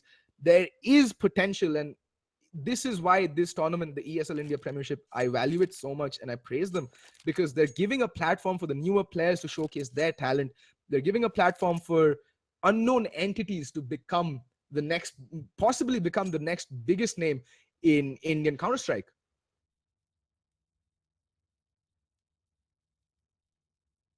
So, yeah. Bandit 5 actually showing that they have the metal, they have the skill to at least be contenders in the Challenger division. Right now, as you can see, War need to put in that little bit more work into the map. Their aim is there. I'm seeing how they're hitting their shots, their crosshair placement, their movement, their mechanics are down. Yes, of course you can improve your mechanics. There's no limit to what, skill ceiling your mechanics can hit. They only get better the more and more you practice. Practice makes perfect, as they say. So basically, jitna ghisoge utna better hoga is like the way they say it. So you need to keep practicing regardless of what level or what tier of Indian Counter-Strike you're playing at. The only way forward is to practice. So how do you do targeted practice to improve? So first things first, you have to bring your individual skill up to scratch, up to the mark. I'm not saying you have to be global or SMFC or, forget MM rank. MM rank doesn't mean jack shit. Pardon my French. MM rank doesn't mean anything. But you need to think about the game the proper way. So this is an exercise that Equitas often, encourages up-and-coming players who are genuinely interested in improving to undertake. What they should do is sit down with a notepad and a pen or a pencil, whatever you have at your disposal, and every time you die, so you play a game, you've died, say, you did well, you won the game, you have a positive KD, but that doesn't mean that you didn't make mistakes. So what Equitas suggests you do is revisit your played demos, watch it, note down every time you die, and he says that you can't put down shit aim as a reason or bad aim as a reason. You have to analyze your own gameplay first. Understand where you're making mistakes and what is causing you to die. And you can't blame your teammates and you can't say horrible aim. No, this is a self-improvement exercise. So how do you go up after that? After you've written down what are your shortcomings, you work on them, drill them every time. Go into a practice server against bots, pre-fire maps, whatever, play against hard bots. Just drill peeking angles, holding corners, peeking corners, wide peeking, shoulder peeking, air strafing, all that, the advanced movement techniques, just internalize them. Make sure that you're pre-firing at the right time, not giving away your position too much, walking when you're supposed to, running when you're supposed to. That's one of the biggest, that's how Ux, team member from Trademark Gaming, really, rides me on my streams for, is that, bro, why are you pressing shift so much? It's a pug. Just press W, go YOLO. Well, that's just done in jest, but I'm just saying that there is a time to press W and go YOLO, and there is a time to press shift and be careful. So you need to figure that out for yourself. You need to have, you need to start thinking about the game at a much deeper level, at a much advanced level as well. And these things come with time. You practice, you keep, you keep working at it. And after, say, a month or two of doing this exercise, you will see a marked improvement in your game. That's when you start looking for a team, and for like-minded players, not identical play styles, no, like-minded. Keeping calm and not tilting, I would say, is one of the most important traits you can find in a teammate. If you have a teammate that tilts too easily, it's very negative for the rest of the team. You need to be of a calm and composed mindset, a temperament, and that is the key aspect of actually going pro and taking that next step towards organized scrimming. Not competitive games yet, no tournaments, just scrim. Get 5 players together who think alike, and work out the best roles for each and every one per round, per map. That is the next level you take. So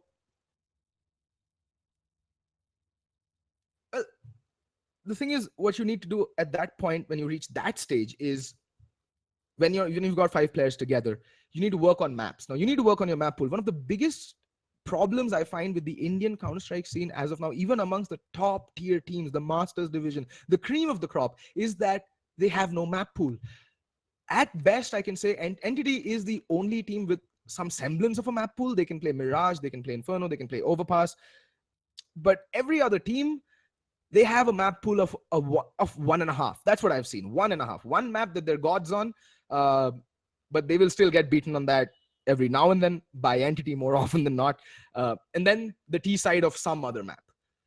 That is something that you need to work on. It is just not enough thought given to CT setups. thought given to rotations, thoughts given to nading for your teammates, flashing for your teammates, support play. Support play, I feel, is one of the most underrated and undervalued roles in Counter-Strike in India. You always go for those flashy hero aims, the 4Ks, the 5Ks, YOLO rushes. Yes, they make for amazingly sexy frag clips and frag movies with the flashy editing and the crazy good songs and all that house, jazz, whatever. But, at the end of the day, as a teammate, or if I were ever in a team, I would value a player who knows when and how to flash for your entry fragger, for the lurker, to convey misinformation that will completely flummox the opponent. I will value that player more than I would value, the flashy flash plays of a YOLO player with no game sense whatsoever, but crazy godlike aim. I would value that player. But what was I saying? Yeah, so support plays. So I was recently listening to Richard Lewis talk about, Freiburg's exit from NIP. That's been the hot topic over the past week, past couple of days. Freiburg's exit from NIP, the man, the myth, the legend, the king of banana. Like, you have his plaque on the new Inferno. It says Via Adamo. That is an homage to the king of banana. And he was called that for a reason. That man is a legend. And we were, so I was watching his video, and as it would seem, like he was saying that, yeah, when he started off in Counter-Strike, he was the best player in the world. No one could touch him. Like, there were times when Freiburg would just enter a bomb site, get 3 kills, and say, yeah, guys, yeah, site's open, come, plant, let's go. So at the time when NIP went 87-0, yes, it was a big factor that none of the other big name teams actually played Counter-Strike Global Offensive at that time. That was a huge factor in NIP going 87-0, as Thorin did point out in one of his Thorin's Thoughts videos way back in the day. But the fact still remained that Freiburg had attained a level in Counter-Strike Global Offensive that, as Richard Lewis pointed out, 95% of the top tier Counter-Strike professionals will never reach. So, I mean, that's the thing, right? So Freiburg says that, yeah, okay, he's dropped off, his aim has dropped off, he's not as godlike as he used to be, but that's because his role in the team shifted over the years. The team dynamic changed. So when his in-game leader tells him that, Adam, you're gonna hold, say, Squeaky, and you're gonna flash out for me when there's 45 seconds left on the clock, and that's your job. That is all you have to do in this round, and that is exactly what he would do. I would take a player like that who knows his role and executes it without question and without any, what's it called? Questions asked. I'm forgetting the word right now. I would take that player over a flashy, cocky, arrogant player any day. So back to that. So you need to find 5 players who are like-minded and set up roles, and you need to be dynamic. You can't be like, okay, XYZ, you're always going to be the entry fragger. ABC, you're always going to be the lurk. That's not how Counter-Strike works these days.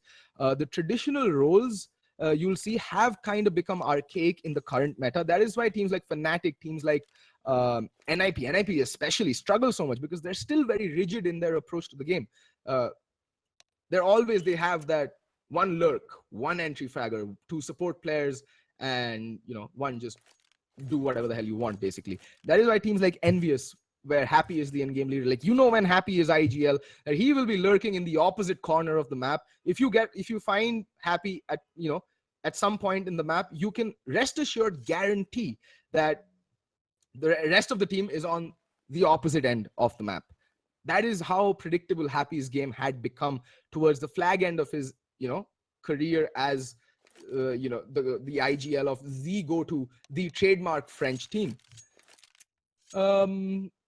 So yeah, as I was saying, you need to have dynamic roles. Look at what Glaive brings to the table. Look at what Carrigan's bringing to the table at FaZe and Astralis. These are, and even what Fallen does as an IGL. You need to have a dynamic setup. You'll find one round FNX is lurking, or Phelps is lurking, or Cold Zero is lurking, and then one round Cold Zero is just going to say, YOLO, I'm feeling it this round. I have the spawn. Give me the op. I'm going to open up I'm going to get the first pick and put us on top of this round, and he does that. So so as an IGL, say, you need to know when to give your players the freedom, your star players the freedom to shine, and you need to know when to temper their aggression. So there's a lot that goes into playing good and proper Counter-Strike, which is what Indian teams are lacking at the time. The communications are just not there. If you watch Masters game, and I've been casting them fairly regularly since this season of ESL started, I noticed that a lot of frags go, uncalled. By that, I mean, say, suppose Rix is peaking high mid and he gets shot from connector. I'd expect the player playing underpass to know immediately where Rix got shot from, because Rix should be knowing that, but he got shot. He should know where he got shot from. And the guy in underpass should be peeking immediately to get the trade. Not only that, I should be seeing the player playing Sniper Nest, passive, or anyone playing support on the CT side to be coming up and marking underpass just to get the drop on the guy whom they know will be coming for the trade. And these are things that I don't see happening in Indian Counter-Strike all that often.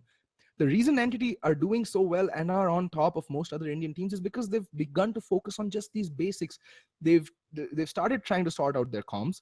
They look a lot better. They're focusing a lot more on the trade game and the simple buddy system. 2 players peek each angle, play back to back. Have a buddy system in check. If one goes down, the other is right around the corner to trade for you in an instant at the drop of a hat.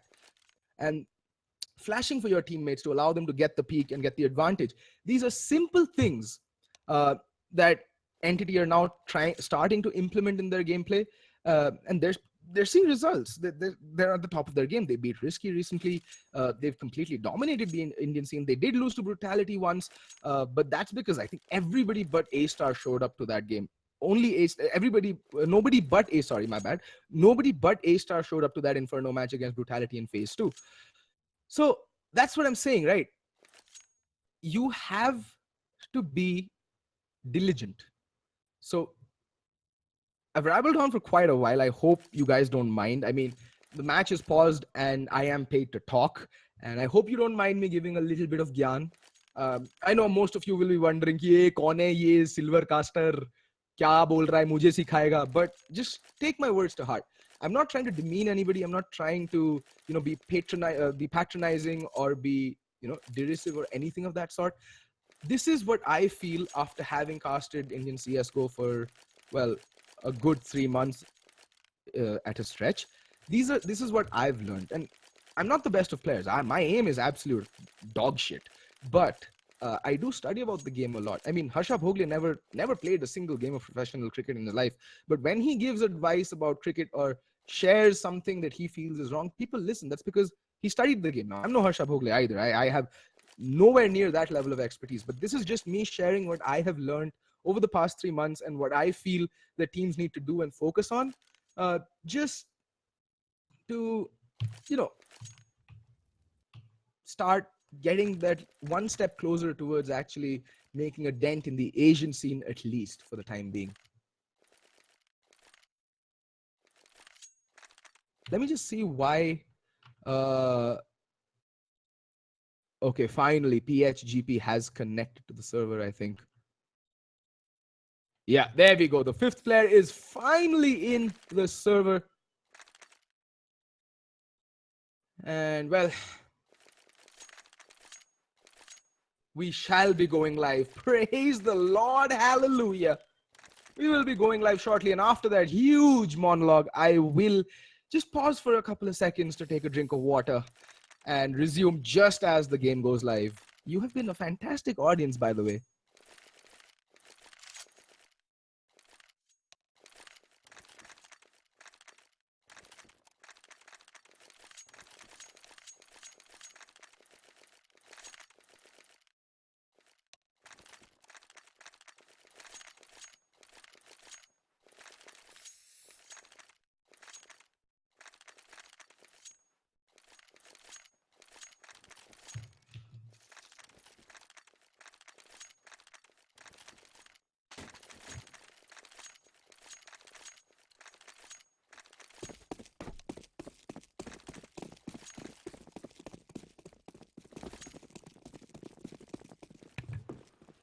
Alright, so folks, we are back live with the 14th round being played between War and Bandit 5.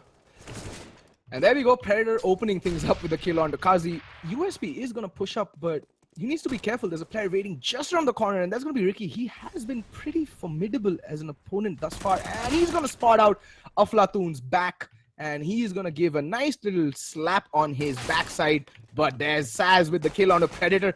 Maddie's going to go tapping away, but Ricky again opening up the A bomb side completely single-handedly almost. Yes, they're going up against eco opponents, but still, Ricky, a quick brace for him. So does Pokey, adding to that tally of kills and just farming that IR. Go for that match IR, folks. You kind of deserve it. You've played a fantastic T side thus far.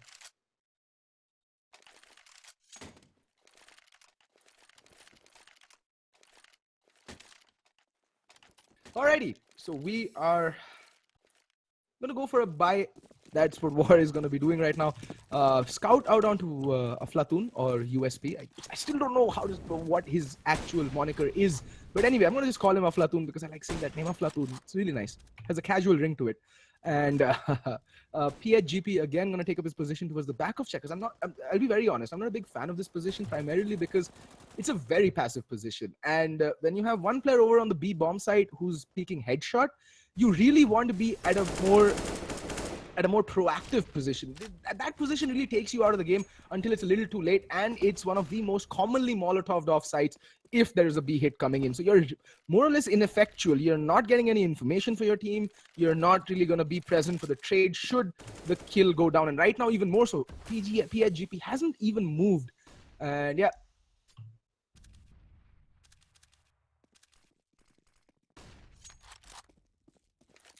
And there we go. Already nades are going to be coming in mid-hit as always. Again, mid-control completely relinquished by Team War. And it is going to be a B-hit. PHGP still hasn't moved a muscle.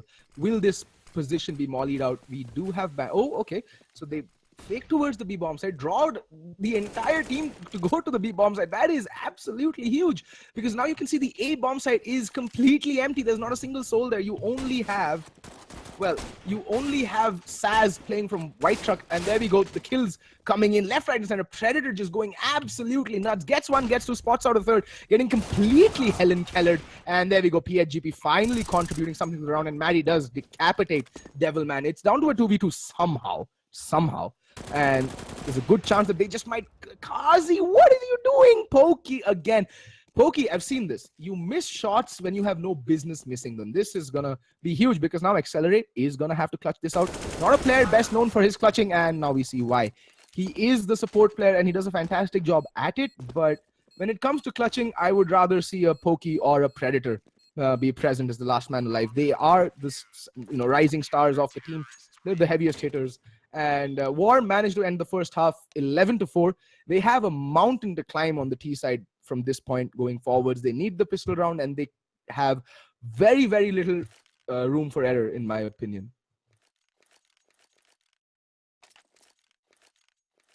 Damn, bleh. I love that. I love that hashtag. GE Brain Silver Aim. That is...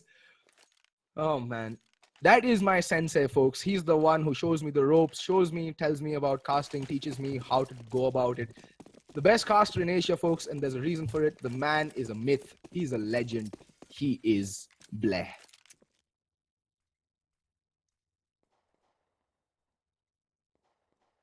Alrighty. An A push. Look at this coming out from Bandits. I'm in awe. This is what we do in matchmaking when Ux is playing with us on stream. So Equitas will say, Ux, you solo hold B, we're going to push A. If they come B, ace. And it happens, and not going to happen this time because PHGP is going to open things up with the decapitation of Pokey, Predator, and everybody who's shown themselves to him. And now it's all going to come down to Accelerate. What can he do? PHGP has just... Okay, then.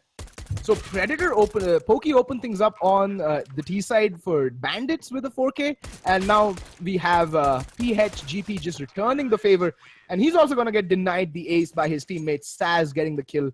And PHGP, if I were PHGP, I'd be like, "Kyun re? Main pahunch gaya tha. Knife karta." Anyway.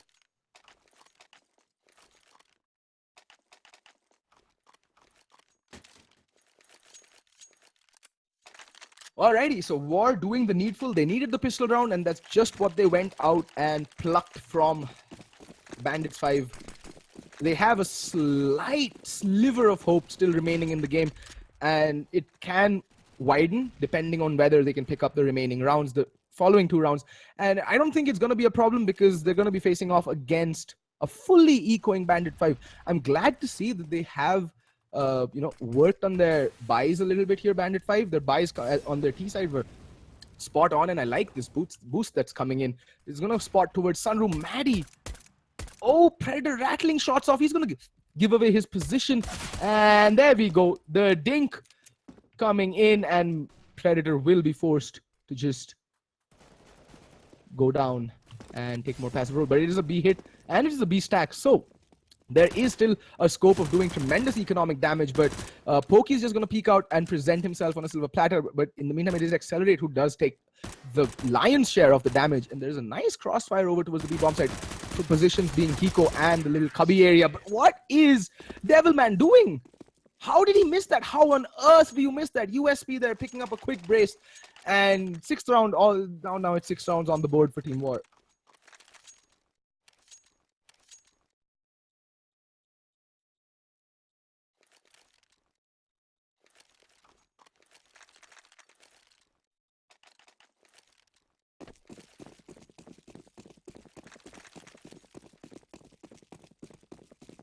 Oh, all right. Bandit with a P2K pushing again. So the reason the CTs have gone for the full eco in 2 consecutive rounds, just buying 3 upgraded pistols this round, is because it gives them a lot of leeway with the buy. They can go in with the full stack of nades and everything, all that good stuff in the next round. And Pokey's going to get his head blown clean off in just about a second. That is exactly what happens. And now Devilman all alone. He's making a lot of noise. They know exactly where he is. And you can already see Saz on the hunt. And he's praying him down. And there we go. Devilman, whoa! Not bad though. Does manage to get the second kill onto Kazi. That is, well, just a Mac 10 loss, so no big deal.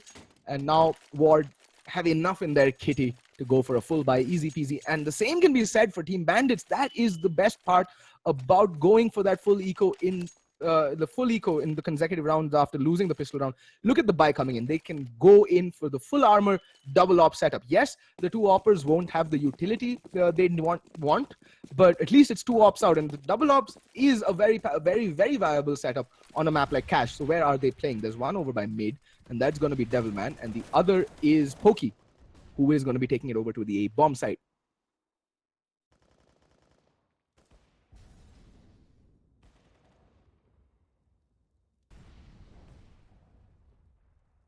Okay then, Ricky taking a fairly aggressive stance over towards mid. Will PHGP even able to peek the corner? The answer is no, because there's Devilman with the big green gun, the hand cannon, not the hand cannon, the cannon.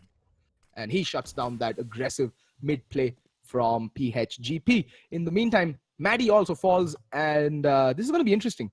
Pokey holding A main is a very tight pixel angle, and there is USP, and he is tempted to peek that. So this is another problem, right? Right now, you can see the setup coming in from War. There's no trade potential anywhere. They're very spread out. They have to relinquish map control because they've lost 2 players without getting any trades in. That is the benefit of the buddy system. And here we go right now. Predator pushing up, YOLOing up B main, getting the kill. And there's Ricky. He finds 1 player, and that's the last player left alive. That's going to be Kazi. And he's been spotted out by Devilman. Devilman should not be going for this repeat. He should just let his teammates clean up the round for him. And Kazi's going to peek out, and Devilman, oh, he's so very low, and still he goes for the repeat. Why though? The op does get saved, but that was an utterly useless frag to give up. Your teammate's there at NBK. Just let him peek out and clean up the kill. Don't be so hungry for frags.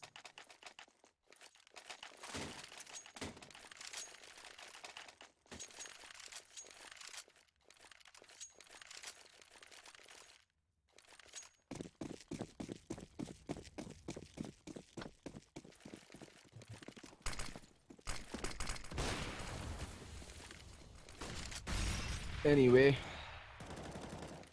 War, because of the fact that they picked up 2 rounds with keeping almost everyone alive, they will be able to go into this round with a buy, but the buy coming in from Bandits is going to be a much stronger one than even the last one. They're going to have all the needs to work with on all the players this time. They kept 4 alive. That was crucial, and Pokey is going to get a bit ambitious pushing A main and just playing above the smoke. It is a one-way for him, but it is also one of the most commonly pre-fired spots by T sides as the instant they peek A main. That is, yeah, like I pre-fire that corner, so you know that it is a commonly pre-fired spot. Alrighty, slowing things down here, and Maddie has made his way into Sunroom, but that Molotov is going to take a little bit of his health away, chipping away just a little bit, putting him in the range of that one-shot headshot potential for the M4. But there's Ricky, gets the first kill and falls back. That's smart, and we have Predator here, and he lands a brace. Look at that, just look at that. This is such a sloppy trade game coming out right now, and Predator, whoa, that's a lot of damage done for one round. 2 kills and landing 72 points of damage onto Kazi. That's his job done. Predator has done his job for the round. He's done 72 points of damage single-handedly in this round, leaving War with 2 players, 1 left internally bleeding, and PHGP with it all to do with 100 HP. He has to be the playmaker, has to make a play, has to get at least a 3K. So yeah. And we're going to go in for an A-hit, and look at that position from Devilman, but he completely whiffs it.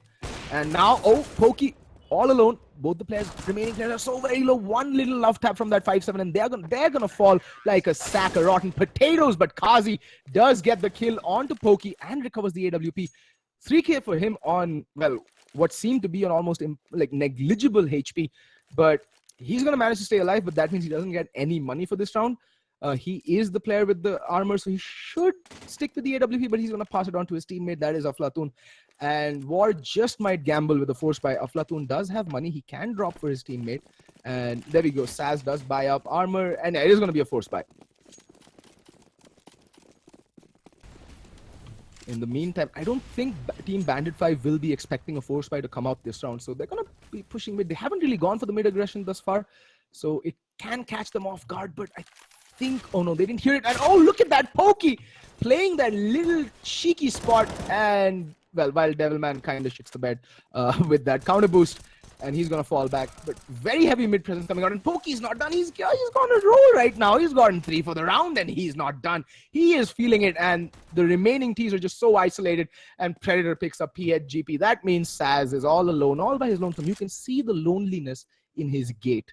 He's just looking at the floor, dejected, completely broken, and he's like, why?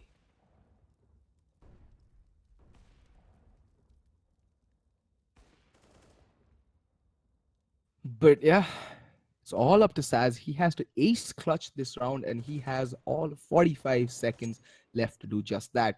And Saz is just a shake of the head. His teammates are like, save, save, save, go for it, save, save. Like, I'm pretty sure there's like 4 different voices talking to him in his head right now. And he's like, bhai, I am the one left alive. Please, can you just let me play? Let me focus on what to do. Let me listen to what's going on. And I can actually empathize with Saz right now, because I'm a pro beta, and I'm usually the last man left alive, and I always fail to clutch as well. So yeah, totally. I can totally understand where Saz is right now. Well, in the meantime, it does look like the CTs seem to be having a hard time finding him. So I think it is true what they say. The closer you are to trouble, the farther you are from danger. And now they know exactly where Saz is playing from, but they're so far away. And nope, not going to be allowed to save Predator. Peeking around the corner E-box and shutting him down by putting 4 bullets in the back of Saz.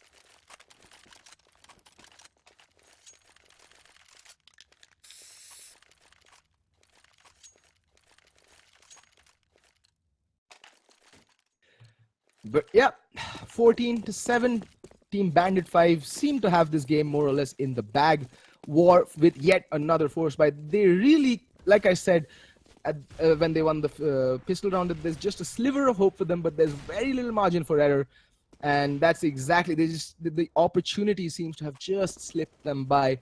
In the meantime, it's going to be accelerated over towards the A-bomb side, who's going to see some action, but there's Predator peeking, pushing, but they're ready for it. He's been doing this all too often, but that's Predator, and that's the bomb control as well. Oh my god, that's the absolute worst thing to happen, but there's Maddie with the trade, and there's support, but Pokey, well, pistoling him down, but still, he's alone. He needs help. He needs help ASAP, and that's exactly what's going to come towards from mid. In the meantime, Saz and PHGP just doing God's own work. getting the kills and leaving Ricky oh so low at PHGP. Sorry, PHGP. It is doable for him. He's rotating all the way from CD spawn, going in from B. I'm not really sure whether they'll be expecting this all the way around the world rotation coming in from PHGP. So could just catch them off guard. And Pokey is so very low. Where is he spotting towards is the question. He's spotting towards mid. Oh, okay, does pop flash out. And oh, again missing an easy flick. And now it's all going to come down to Ricky, who is so very low. He should just play the bomb passively. Shouldn't, like, yeah, there we go. That's the right play coming out from Ricky right now.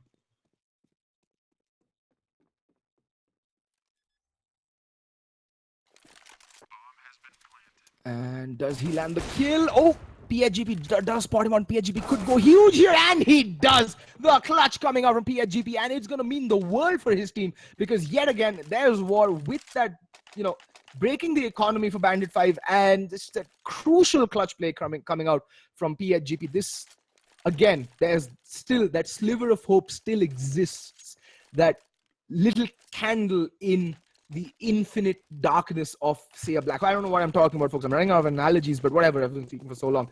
But there we go.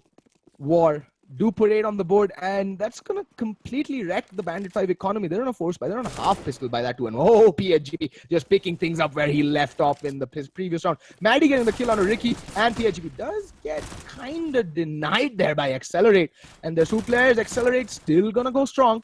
He's not one to back away from a fight, folks, and he's still going to force the issue. That nade absolutely doing bugger all.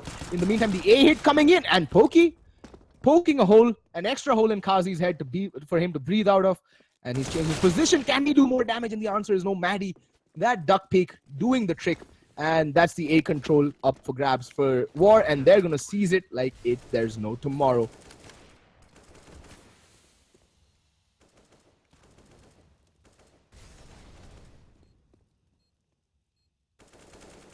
In the meantime, there's Maddie getting the kill onto Accelerate, and it's gonna leave Devilman. I think there are guns for the taking if he wants, but I think he's just gonna play for the exits.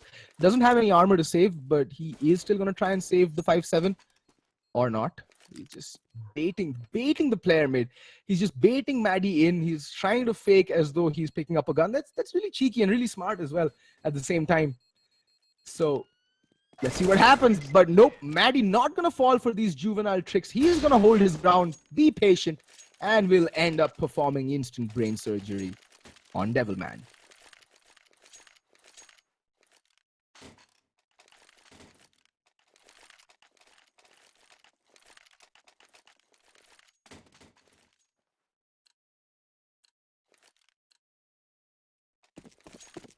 Alrighty, folks, War putting 9 on the board. It is the 24th round between Team Bandit 5 and War. And Pokey, the buy coming out from Bandits, not really a good one. They have 2 UMPs and 3 M4s to work with. No AWPs this time around. And it has been the AWPs that's been doing a world of favor thus far.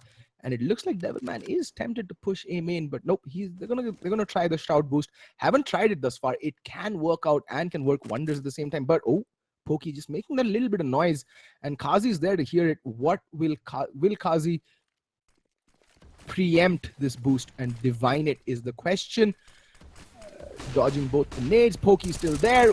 Vision still fine. Actually, it was PHGP who completely blinded himself in that effort to push in and get A control all alone. But that means that the B bomb site has been vacated by Team Bandit 5. So there's still a very good chance for this round. And there we go. Accelerate. Oh, dropping the bomb there, unfortunately. And Ricky is going to reposition himself. He's going to allow the B bomb site to be completely taken over. And Saz there gets the drop onto Ricky as he makes his way. Oh, Saz needs to be careful. Devilman not expecting the second man to be pushing the same angle. But Devilman, all he's good for is that one frag. It is down to a 2v2. But help is a long way away for Predator. He needs to wait for Pokey to get near the bomb site. They don't have a kit, so then they don't really have the luxury of time, and there's still a nade left onto Kazi. If he chucks it in towards heaven right now, well, Predator is history. In the meantime, Pokey, I don't think they're going for the retake. I don't think they have the time to go for the retake. And oh, he presents himself to Maddie and gets the shot. That should prompt the retake effort, but no, they're going to back away. There's just no time left. Or was there a kit on the site is the $1 million question. And the answer to that is, Oh well, there seems to be enough time on the board. I don't have audio here, folks. I don't have any in-game sound, so I might have been talking out of my butt. But yeah, there seems to be enough time on the bomb. Again, I take my words back. Perfectly played there by Bandit 5, and it's a little bit embarrassing to not be able to hear what the hell is going on. Anyway.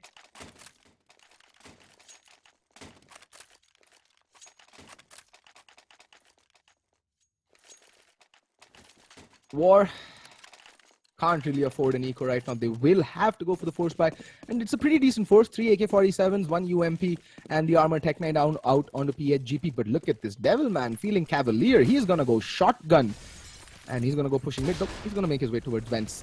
That is okay, I guess. Pokey in the meantime is gonna get absolutely wrecked at A main. Kazi gonna pick up the op as well. And that's the man advantage for War. They just don't know when to give up. And that is the attitude that I'm looking for from a team that is trying to enter Challenger. It's the mindset more than the aim, more than the executes, more than the strats. The never say die attitude is what's going to serve them much better in the long run than anything else. And Devilman needs to be careful. They are making their way towards A main. Ricky did find a pick towards B. Accelerating Ricky there, doubling up for that kill. Do take a ton of damage in return as well, but at least that's side control. And look at this Devilman on the quick flank. Gets the first kill in the meantime. Predator does get Saz. Predator doing God's own work and bomb control yet again. What is up? Ricky, though. Well. For all intents and purposes, this should be GG, but never count a player out, folks. Oh, well, one player seems to have left the server, but Kazi there, not done yet. Like I said, the never say die attitude. I like that coming out from Kazi. He doesn't know when to quit. And as an up-and-coming team, if you're in the chat, if you're listening or watching this game, that is the attitude and that you should aspire towards. Even if all the chips are stacked against you, even if the scoreboard's reading 15-9, 15-2, 15 to whatever, the game's not over till it's 16 to whatever, right? Play for that round. Play for it all. What have you got to lose, right? You lose, you lose. It's a game. You win some, you lose some. That's how it is. Never give up. And that's enough gyan from my side for today, folks. I know it's been a very heavy cast in terms of all the gyan that I've doled out. But yeah, that's all from me for today. I hope you guys had fun. I certainly did. If you did, do drop a like, hit that subscribe button. If you want, you can follow me on Twitter at @cheeseman, and definitely follow So Strong at So Strong and ESL India. But yeah, that's all from me for tonight. I'll see you all tomorrow, 6 p.m. Same time, same place, ESL India. Actually, not same time, 6 p.m. tomorrow. And have a great night, folks. Good night. Bye-bye. It's been great.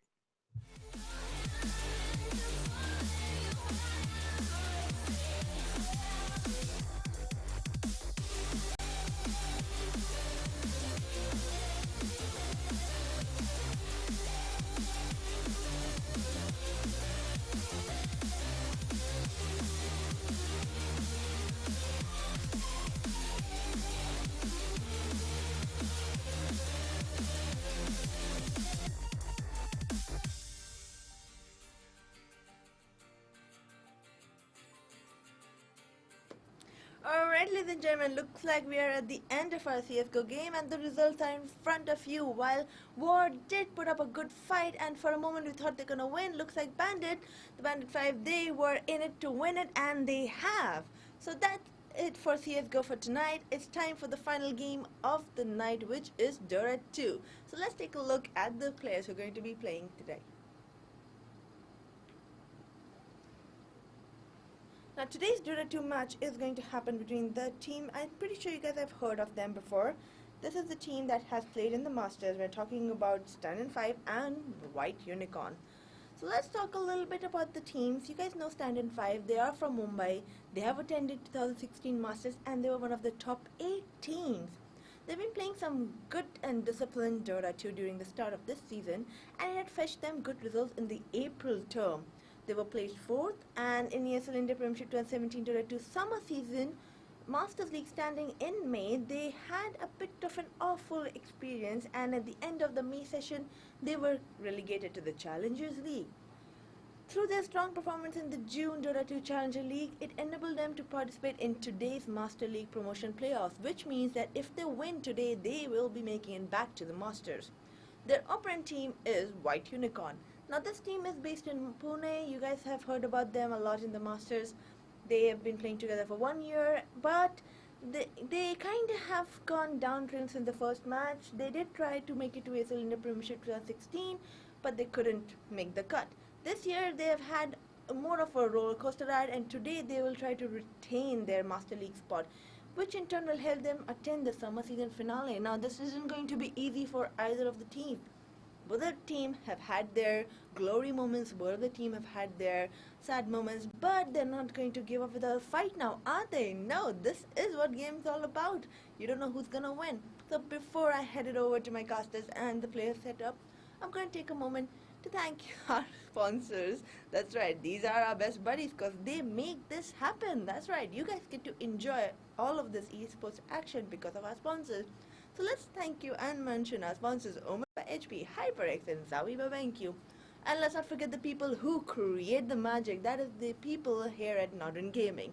Thank you folks for being such a great audience, and let's go ahead to the casters for Dota 2.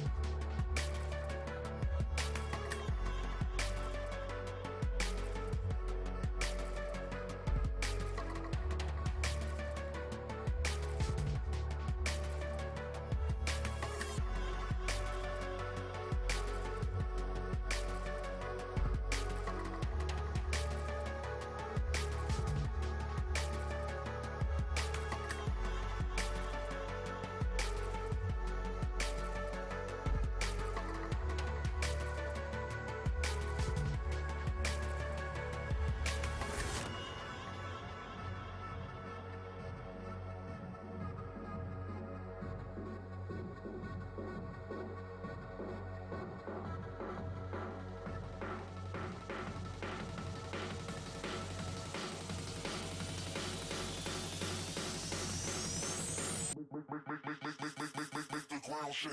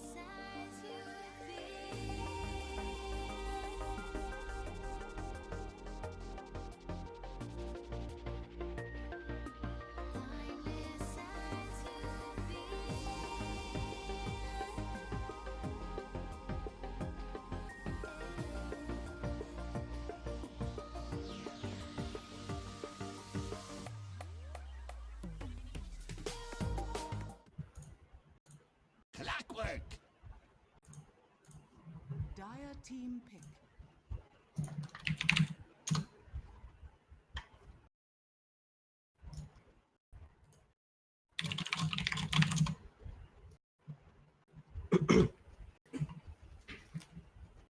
10 seconds remaining.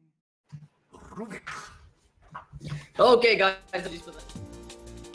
are indeed live as the ESL India Premiership Phase 3 is about to conclude. White Unicorn is going to be taking on Stand-in 5 here in this best-of-1 matchup for the playoffs. One of these two teams will make it through to the Masters, while the other one will drop down to the Challenger, and consequently will lose their slot at the Summerland phase. I'm CloudX from AFK Gaming, and yes, we're a little bit late. I'll take full responsibility for that, guys.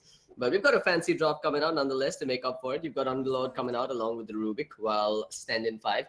They've gone with the Clockwork as their opening pick. A hero that's seen a lot of love in the support role of late. I'd say the Clockwork fits better into the support role than the offlane for the most part, at least in the current meta. The meta does reward teams that pick up one of those roaming 4-position supports and then a 5 babysitter.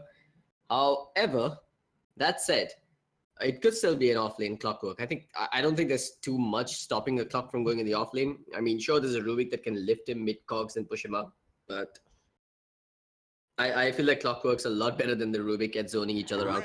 Razor's going to be the pick coming out from Stand-in 5. The second pick on the board here is an anti-Lifestealer pick coming out, and also an anti-Ursa / anti-Sven coming out.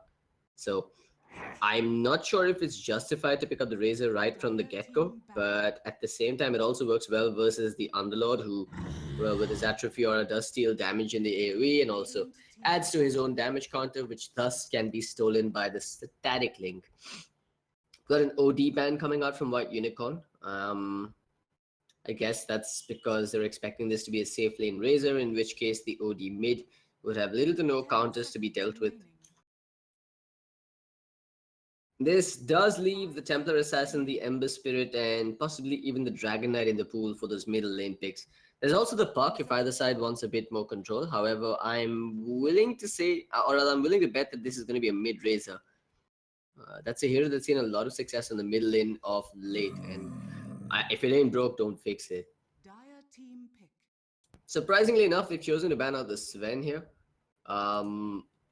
Usually you want to give away the Sven, or rather bait them into picking the Sven when you've got a Razor on your own ranks. Invoker. Radiant team. Okay, it's going to be an Invoker pick coming out from White Unicorn. Another hero that doesn't do too well versus the Razor, but doesn't do terribly either. I think it's going to boil down to whoever picks up the boots first in the lane, and whoever gets the better block at level 1. Well, Stand-in 5, they're no strangers to top tier Dota. They were in the Masters League, if I'm not mistaken, for the last 2 phases of the ESL India Premiership 2017. White Unicorn, a team that recently made it there after topping, or was it second place? Or rather, well, they were one of the toppers of the Challenger of Phase 2. So here they are, Phase 3, on the brink of losing their slot to that LAN.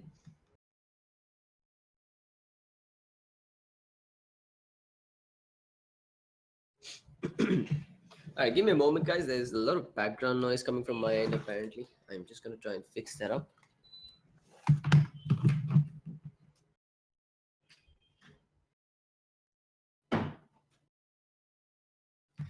Apparently, the neighborhood folks thought it would be a good time to start a dance party. So I'm not sure if that went through the mic, but if it did, raise your kappas. White Unicorn, 4th pick on the board. They're looking for a safe lane core. They're looking for a secondary support. They don't want to go with the Slok anymore. There's enough control pick coming out from Stand-in 5. But at the same time, some mobility wouldn't really hurt versus the Razor. Maybe a Weaver as their final pick. But again, I think Disrupt is really good versus the Weaver as well. I like this Kunkka pickup coming out from White Unicorn. But then Stand-in 5 throws a curveball by picking up the TA. So it's going to be a mid-TA versus Invoker matchup with a safe lane Razor Disruptor +1. It remains to be seen whether that +1 is going to be the Clockwork on the 4 position, or if they're still going to pick up something like the Ogre Magi, possibly even Avenge, maybe a Ricky. But I think it's needless to say they do need a roaming support. Radiant team banned. As for White Unicorn, we're still looking for their one position pickup. What are their options here? I 10 think they're gonna seconds need some remaining. sort of damage over time, in which case the Slark does help. The Dark Pack does work really well versus the Reflection, instantly taking down those charges. But at the same time, Disruptor is really good versus the Slark, at least up until the Slark gets BKB. And let's face it, Slark isn't a hero that packs the largest punch in the early game stage, so you don't want to rush a BKB on a hero like the Slark. You want to get mobility items, items that allow you to go in and out of the fight while stacking up those essence shift charges. But a lifestealer wouldn't be terrible here for White Unicorn. Radiant team I mean, it's not damage over time, but it's still magic immunity, which is good versus the Disruptor. But then I'm going to have to take that back because I noticed, or rather, I had a brain fart moment where the Razor actually does counter the Lifestealer quite hard. So maybe you don't want to go for the Lifestealer after all. 10 seconds remaining. I mean, in conclusion, I have to say I think Stand 5's first 4 picks have been a lot more sensible than White Unicorns, and they seem to be a lot more well thought out in the mid game Reserve stage. time. But the laning 10 phase seconds is where remaining. White Unicorn has a really good shot. The Kunkka with his rotations, the Rubik to back him up as well. Lots of potential for those Sunstrike pickoffs with just a couple of supports roaming around on their own. Dire team pick. Stand in 5, they'll go with the Bat Rider. However, White Unicorn does have ways to deal with him.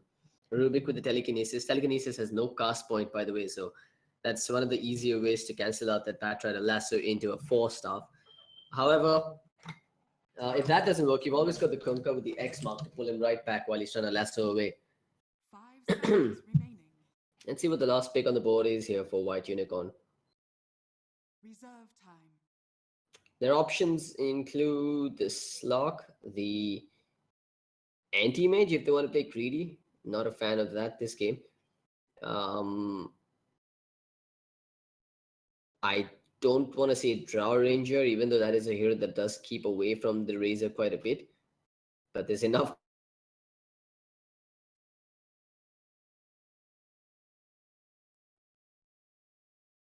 What else could they go for? Ursa, maybe? But again, Razor is good versus the Ursa.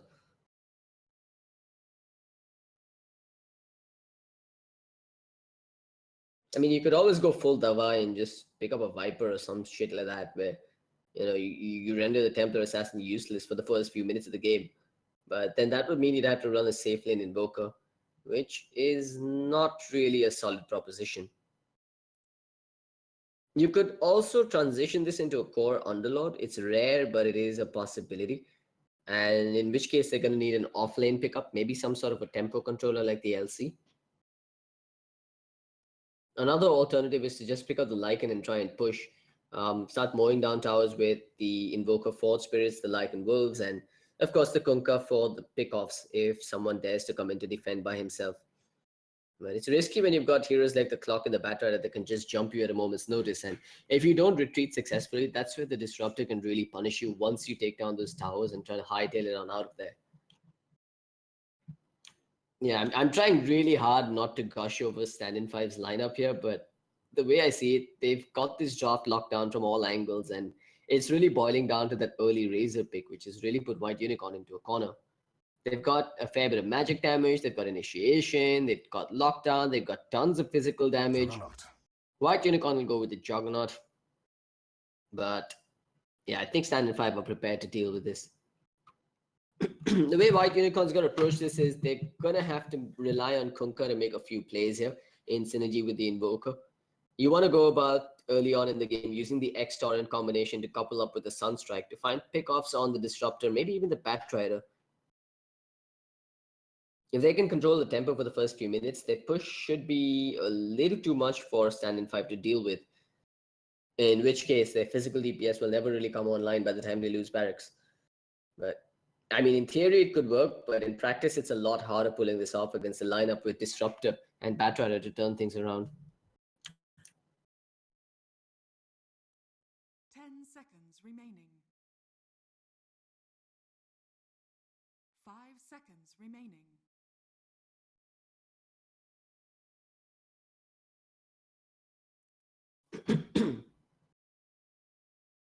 He's going to wait for all the players to load in.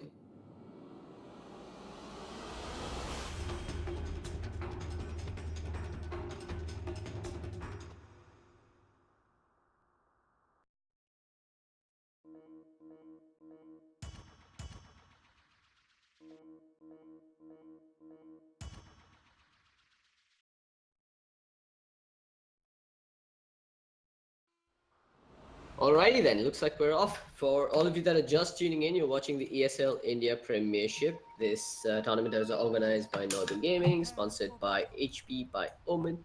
Did I say HP by Omen? Omen by HP. BenQ Zawi, HyperX, and I'm not sure if I'm missing anyone else, but I think that's all for now. I'm CloudX from AFK Gaming, your friendly neighborhood Dota caster, and I hope to see you guys at the Mumbai LAN if, of course, you are attending. If you aren't, shame on you, my friends. You should be attending for the sake of Indian esports. Anyway, it is White Unicorn going up against Stand 5 in a best-of-1 matchup here at the playoffs of the Challenger to Masters League. And the winner will be making their appearance on the LAN, on the big stage in Mumbai as well. Let's start off with the introductions. Then you've got White Unicorn on the dire side. Dominator going to be handling that Underlord. You've got Rubik in the hands of Redemption. Invoker is going to be played by AST. Juggernaut is going to be handled by Clutch or JDM Clutch. And that puts Kunkka squarely in the hands of Karp. On the other side, it is Mamacita on the Templar Assassin. This is a combination we've seen a lot of times in the first phase of the tournament. Razor is going to be handled by Disruption. This could get confusing because Disruptor is being handled by Pashu. You've got a name that should be censored. We'll just call him Sad on the Batrider, which puts Clockwork in the hands of Dazzler. The battle begins. Redemption. He's gonna really just skirt past that Batrider. He doesn't see him. They don't see each other. So Rubik casually walks past him. They got a glimpse of him for a millisecond there, and there we go. Redemption comes back out to beat him up a little bit. But no wards placed down. The Radiant Observer ward surprisingly has been placed up here. That does not make any sense to me. I mean, all you really get to see is this little patch here, which is absolutely inconsequential when the Rubik comes scurrying through the tree line. This is a location for a dire Observer ward. Why the hell did the Radiant put a ward up there? Perhaps they're worried about the bounty runes being contested, if that makes any sense, but that's silly. As for the Dire, they've got their Observer ward placed deep inside here to block out this camp. So the pulls are not going to be successful for the first couple of minutes or up until they call out a sentry ward. They are pinging out the exact location for it though, so maybe we will see a D-ward coming out soon. Meanwhile, the bottom Dominator could be cogged in. No, he started with the battery assault here. Dazzler is still going to do a lot of damage here on Dominator. In fact, this could be first blood if they commit for this. One more hit to do the trick, and they're going to get it.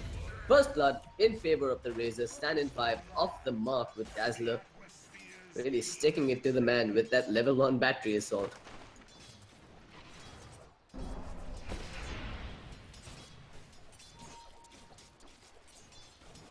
Sita meanwhile at the middle lane. This is a matchup that could go either way. I think TA is one of those few that does quite well versus the Invoker in the laning stage. And it is showing on the CS charts. 8 and 3 on the TA while Invoker is down to just 3. Watch for another kill at the bottom lane though, because Pashu has now come in to join the fray. If the Clockwork hits level 2 soon, they could most definitely jump him and score this one. The problem is that they've got a massive creep wave that's piling up on the Dire side, so diving in deep could be troublesome for them, knowing that they're going to take a few hits from those creeps. And more so when you're a range core in the lane, because you don't really pick up a poor man shield or a stout shield on the range cores, so you end up taking the full beating from those creeps as opposed to the damage reduction on those melee cores.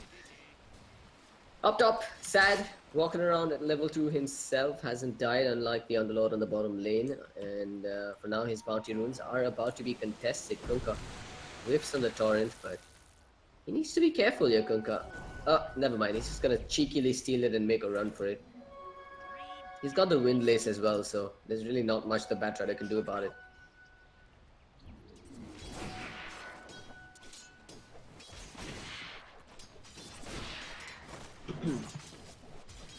So far, so good for stand in 5. They're 1-0 with a minor net worth lead going their way. It's actually a pretty major net worth lead. 1,000 gold 2 minutes in is quite a fair bit of money going in their favor. Most of it is because of the way this bottom lane has been going for the Razor and for how the middle lane is turning into quite the stomp here from Mamacita. He's at 18 and 7.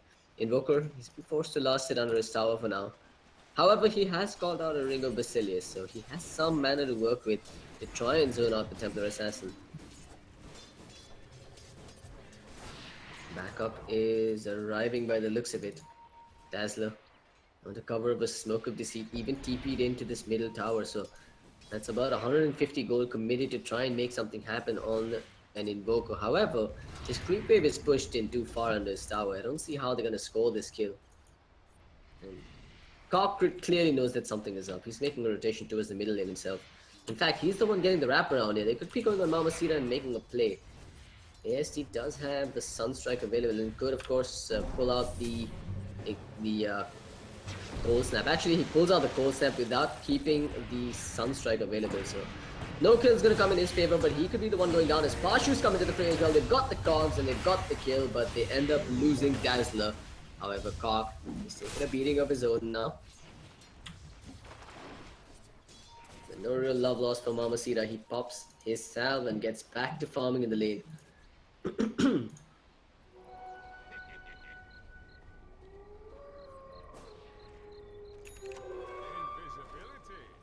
Alright, so that rune wasn't scouted out by the Radiant. They have no observer wards watching the bottom rune, so they could score a kill here on Mamacita, but they're gonna have to wait till the refraction is done. But he has another refraction available, so getting the Sunstrike on top of the X mark may not be enough to kill him off. Strange that Kark chose not to go and pick up the bounty rune with that invis available. But as I say that, top lane, they managed to run down the Batrider using that Blade Fury. JDM. Uh-oh, bad choice to turn around with that one hit there. His salve got cancelled.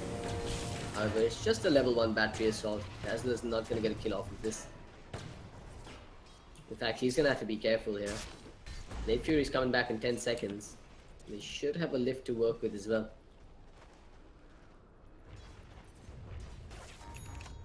But of course, with the clockwork rotating, this opens up space on the bottom lane for Dominator and Kark to do their thing. Kark able to bait out a little bit of mana from the Disruptor there, but man, he's taking a beating. Gonna pop the Shrine here. Disruption. He could actually stick around and still fight this.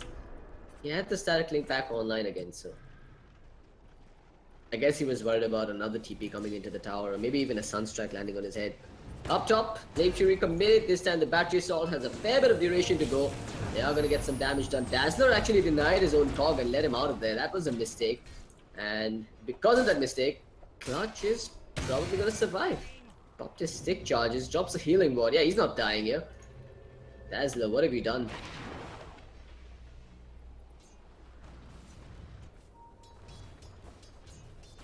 Pashu bearing his fangs at Dominator here on this bottom lane, but can't quite get in range for the glimpse. Level 1 glimpse, really not much of a threat unless you're a hero like an off-lane Darks here.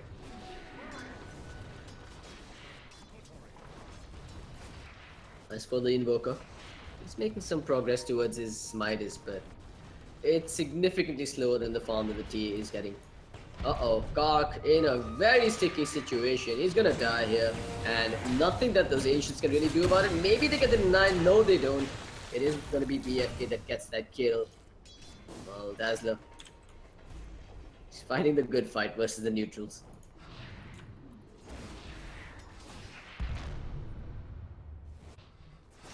Mamacita, meanwhile, is actually committing for this. That wasn't a Ghost Walk that was invoked. That was actually, he's got no points in the Vex, so he's playing aggressive Dota here.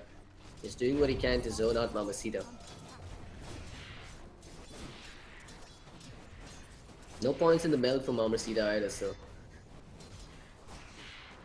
he's opted to go full refraction. Now he's got the point in meld with 2 into the side traps. Side blades, but for now, his refraction is down. He's going to get a fair bit of damage on the ASC. In fact, he's going the distance, going for the kill, and will end up getting it. One more hit will seal the deal, but this should be at the cost of his life. He's got a refraction available again. The meld hit comes out, but he can't quite finish the job. too many instances of damage with the creeps as well as the fort spirits under a tier 1 tower with 2 heroes. That refraction burned out way too quickly. Probably not worth it at this point. I mean, he did delay the Midas on that Invoker, but it ends up giving a little bit of breathing room to the supports to get a couple more levels online because of that death. Clockwork, X marked up, sent into the air with the Torrent. There's the Cold Snap, the Sunstrike, the Cogs are there as well. They need a few more hits to finish the job. Will they get it? One more hit will be the death of the Clockwork, while Mamacita can't do diddly squat here with his TP rotation.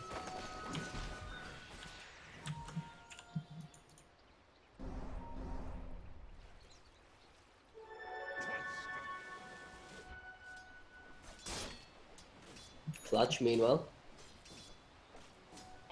walking around with a near completed Ring of Aquila. Not too much to brag about here in this top lane. He's got the phase boots online as well, so there is some kill potential on this Batrider. I don't think the Bat can really do too much to this Jug at the moment. This is all he's got to do, just walk up to him and start chopping away at his life. While the Batrider, the only thing he can really do is, you know, push out the lane, go back into the jungle, pick up a bounty rune, and come back when the creeps are at this tower. Meanwhile, at mid, they're prepping for a gank here. AST has a point in the Vex, so he could Ghost Walk and get on out of there, but they're prepared. They've come with the dust at the ready. Gonna pop it preemptively, should get this kill comfortably. Sunstrike is there, and the lift was there to secure the kill. So even in death, the Invoker gets the kill.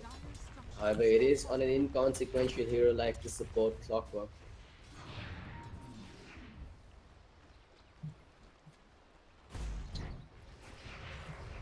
But I believe that's the 4th death on this. No, that's the 3rd death on this Invoker. So his Midas is really getting pushed further and further behind.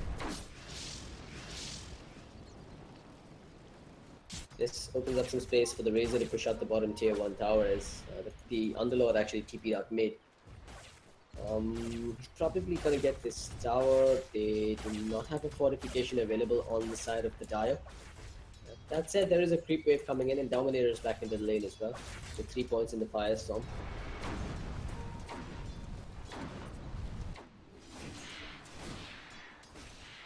As for the mid lane, Mamacita. Remains to be seen whether he's going to go for the Blink Dagger here, or if he will just complete up the Desolator. What do I think? I think the Blink wouldn't be terrible given the lack of damage over time, but at the same time, Desolator is great versus the Juggernaut. Shoot. Sent up into the air. There's the Sunstrike to follow it up. They need a couple more hits to finish the job. The Cold Snap is there, and one from the Invoker will seal the deal, while Kark will end up dropping in exchange. Mamacita going to work, fighting it out with that Invoker. He's taken a hell of a beating here, but here comes the Root along with the Firestorm. Mamacita is going to run, and he's got no stitch available. Picks up the Arcane, pops it, pops a Refraction, turns and smacks Dominator in the face, but now he's got to be careful again because the Blade Fury is there. They've got the Cold Snap to hold him in position as well, and then the Sunstrike on his melded body will leave an invisible carcass sent into the ground, while Clutch gets glimpsed back before he can commit an Omni Slash. White Unicorn coming out on top in that fight, taking down the Templar Assassin, and this time the Invoker lives to tell the tale.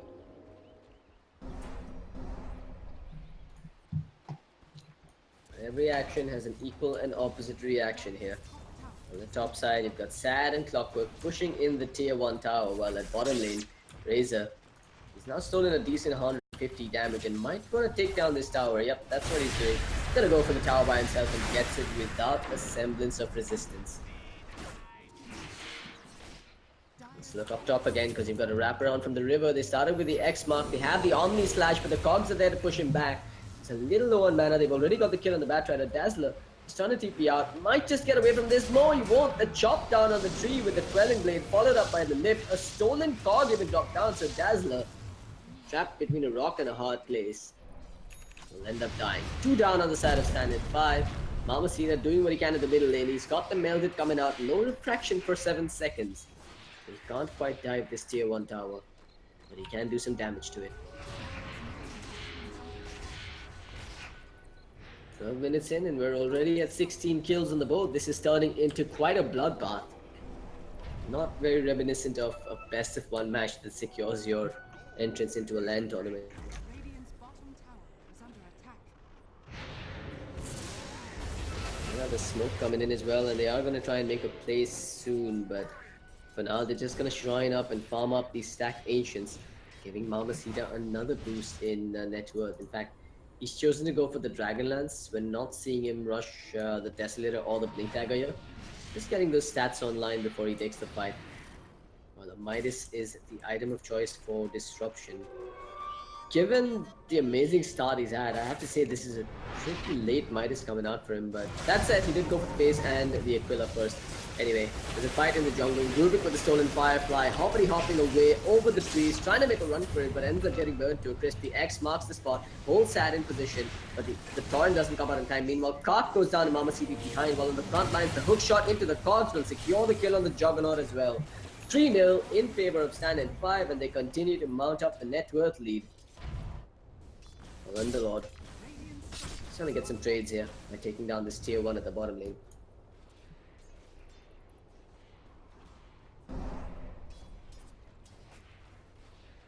Well, we've got Mamacita going on that middle tier 1 tower for now. It's going to be in deny range very quickly. No deny coming out, and they now have an opportunity to take one at the top side as well. Well, to summarize, well, let's do the summary a little later because Dominator could be going down here. Battery Assault not available and in TPR. But meanwhile, at the top side, they've got another kill. The Batrider ends up dropping to clutch, and no Omni Slash committed either.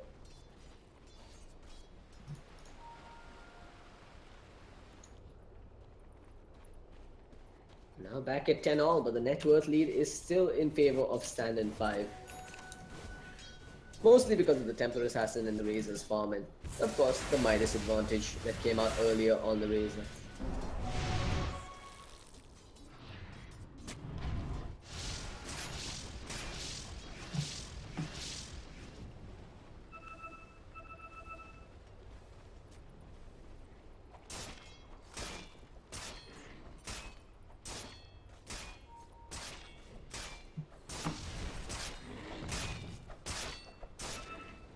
Bashu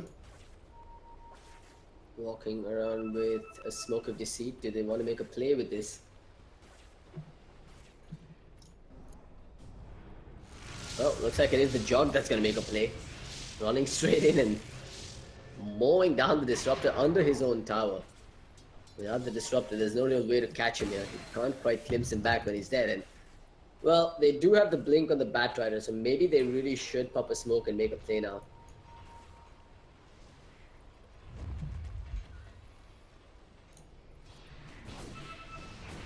Mamacita is going to continue farming stacked Ancients for the time being. It will be the Desolator as his next item of choice, while Dazzler and Sad are going to be the ones moving into the jungle, hoping to find a pick-off. They want the Invoker, they don't want to go for the Kunkka here, but they're going to change targets, going into the jungle, finding absolutely no one. That's one way to whiff your smoke. Uh-oh, Redemption is coming around the corner. Dazzler, his smoke has been broken as well. They've spotted him out, but they don't have the Firefly available for 19 seconds. They're gonna go in anyway. The Cogs, the Battery Assault, the lift and throwing them out. They're gonna drop down the board as well to help Redemption stay alive. The Coco Realm's gonna take in, and it's gonna be the cavalry arriving on the side of White Unicorn. Dazzler ends up going away from this, doesn't quite end up dying. Hook shots into his own ally and doesn't get much done, but pops the dust to reveal AST. But now it's just Redemption that's gone down. The Deafening Blast keeps seeing Invoker alive a little longer as he's scurrying on out to safety. Bashu gets the glimpse back in 7 seconds. AST doesn't have a Ghost Walk to work with. This will be his death. Meanwhile, behind, you got an attempted Dark Drift coming out, and they're actually Dark Drifting back in. The dust settles, it is a 2-for-1 trade. Invoker and Rubik traded off for the life of the Clockwork.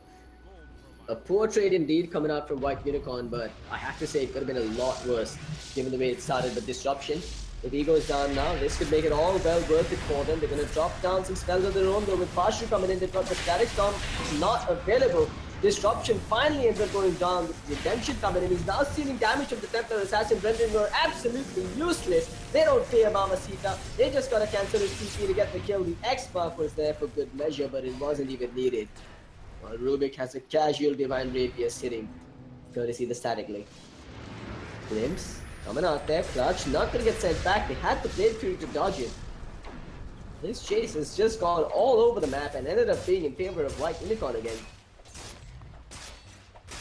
Slowly but surely, we are seeing that net worth lead on Stand and 5 being eroded here. Well, the EXP graph is actually tilted in favor of the Dire for now. All this while Invoker continues to farm at the bottom lane, pushing out the bottom tier 1, while the top tier 1 is going to fall to the rest of White Unicorns.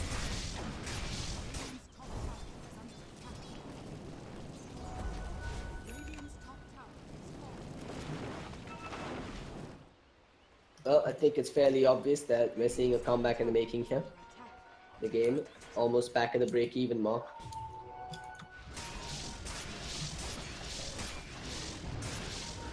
Stand and 5 does have their spells online, and they have a smoke available on Pashu as well. It'd be a good idea to try and make a play with the lasso once again.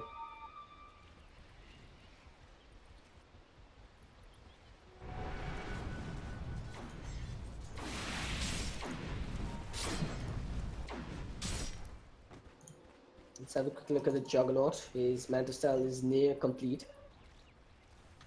But does the Manta really add as much value? Because if I'm not mistaken, it doesn't dispel the static link. And you really can't Manta out of the silence from a static storm, so possibly not the best item here. But this is quite ballsy coming out from just waiting on the high ground, hoping that some stray hero walks in for the Omni Slash. But the hook initiation is there. Dazzler goes in first. They drop down the kinetic field. The static storm as well. It's connecting on just the Rubik, who's going to stay alive through it all. Meanwhile, Dominator ends up being on Mamacita, so there's no TA, and a major source of physical damage has been taken away, while Disruption, on the other hand, is stolen 217. He's now going to work the Omni Slash being soaked up. It is Disruption that takes the majority of the hits and gets brought down. Mega kill coming out here for Clutch as they're continuing their chase. Or rather, looking to take objectives with this one. That's 2 cores down on the side of Stand and 5. White Unicorn will take the net worth lead for the first time in this game. And are now in the driver's seat as they look to take down the tier 1 at mid.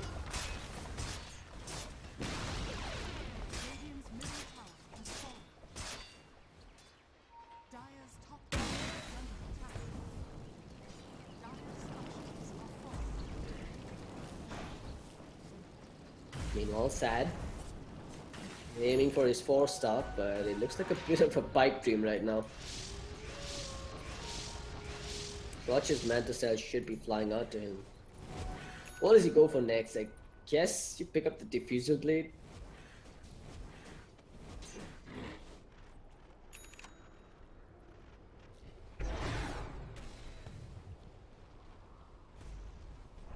And Razor chosen to ditch the Dragonlance this game and opted to go for the SNY first, so mobility is what he's relying on for the most part. Up next, it is going to be a Hurricane fight coming out for him. He's going to need a BKB this game. I think Stand and 5 hasn't done enough with this Batrider and his Blink Dagger. They should have been playing a lot more aggressively the moment they got that dagger, hoping to find pickoffs. Even if it meant committing a lasso and a disrupt the static storm on a single target, I think it would have been worth it, especially if it was one of the cores that they could find, because that then allows them to transition into a tower takedown. But they're not out of it just yet. I mean, they do have a Desolator near complete on, or rather complete now on this Templar Assassin, and once she's got a Blink Dagger online, it's going to be very easy for her to jump past the enemy lines and bring down the squishies like the Rubik. It's also a fair bit of damage going through the Blade Fury on the Juggernaut, so a much needed item indeed. However, that said, the Invoker is well on his way to an Aghanim Scepter, and that makes a force to be reckoned with, considering that there's no magic immunity on the side of Stand and 5. And what's the best way to deal with the Razor, or rather what better way is there to deal with the Razor than immense amounts of control coming out from tornadoes, ice walls, and cold snaps, etc. Got him. Gonna make a play here on Sad. They're gonna chain up the stuns. No, they aren't. He blinks out just in the nick of time, dodging the torrent from the X mark. Well played there. That was an almost certain death. Good decisions coming out from Stand and 5, knowing that the cavalry is at the bottom without at least the Sunstrike or the Kunkka ship. The Flame Roshan here. The Desolator and the BD. This team decision making coming out from there.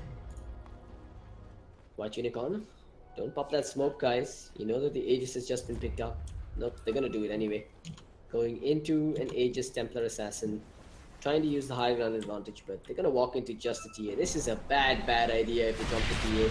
They are indeed gonna jump her. The Aegis will be taken down. Where is the backup? Why is no one TPing to the shrine? There's no backup coming out from stand in 5. Oh, Clockwork, he doesn't have a TP. Looks like he TP'd up to the top side instead. So this fight could indeed go in favor of White Unicorn. So far, so good for them. They've got the Batrider and they're kiting around Mamacita, who's popped the shrine, but turns around for Dominator, smacks him with a melee, and gets the kill with Disruption finishing the job. Meanwhile, the Contra ship comes out, connects behind while Clutch Blade Fury is through them. Disruption, he's taken a fair bit of damage, but is it enough to help him survive through this all? He's standing outside of the cogs, gets the kill on Redemption. AST unable to get the Deafening Blast off on the right target and is now going to get murdered for overcommitting like this. But Cox says no to that and sends up Mamacita into the air. Another really haphazard engagement coming out from both sides. White Unicorn, they should have been able to clean up that fight a lot quicker. Maybe they should have just backed out after taking the Aegis there on Mamacita and not overcommitted. But they went in anyway, they ended up losing 2.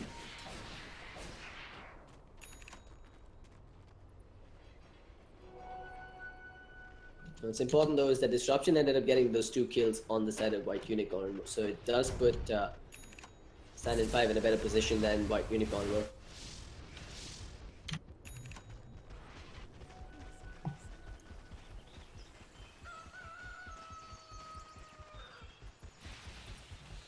Not sure if the Greaves were really necessary on Dominator first.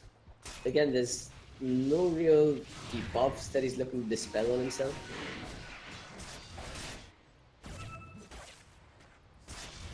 You probably want to get the Greaves a little later, but I guess the armor is always welcome. I like the choice to go for the Buckler into the Crimson Guard next though. Given the amount of physical DPS that Stand in 5 are dishing out, you want to get some sort of damage block coming up against them. However, their cores are going to need BKBs eventually. AST. He's got his Aghanim Scepter and he's going for the Yules next. But bottom, we've got a hook shot coming out. The fight just keeps breaking out time and again. The glimpse is there, pulling Clutch back into a static storm while his damage gets stolen from the Razor. He will survive thanks to the Greaves, but from behind you've got the Cavalry arriving with a Meteor and a Ghost Ship, making quick work of the Clockwork and the Templar Assassin partial. The Straggler is left for dead here. There's nowhere to go but to the grave. White Unicorn making the most out of a sticky situation. They're starting off with the Pit of Malice, following it up with a couple of big AoE spells. And the best part of it all for them is they kept their Juggernaut alive through it all. Value Greaves indeed.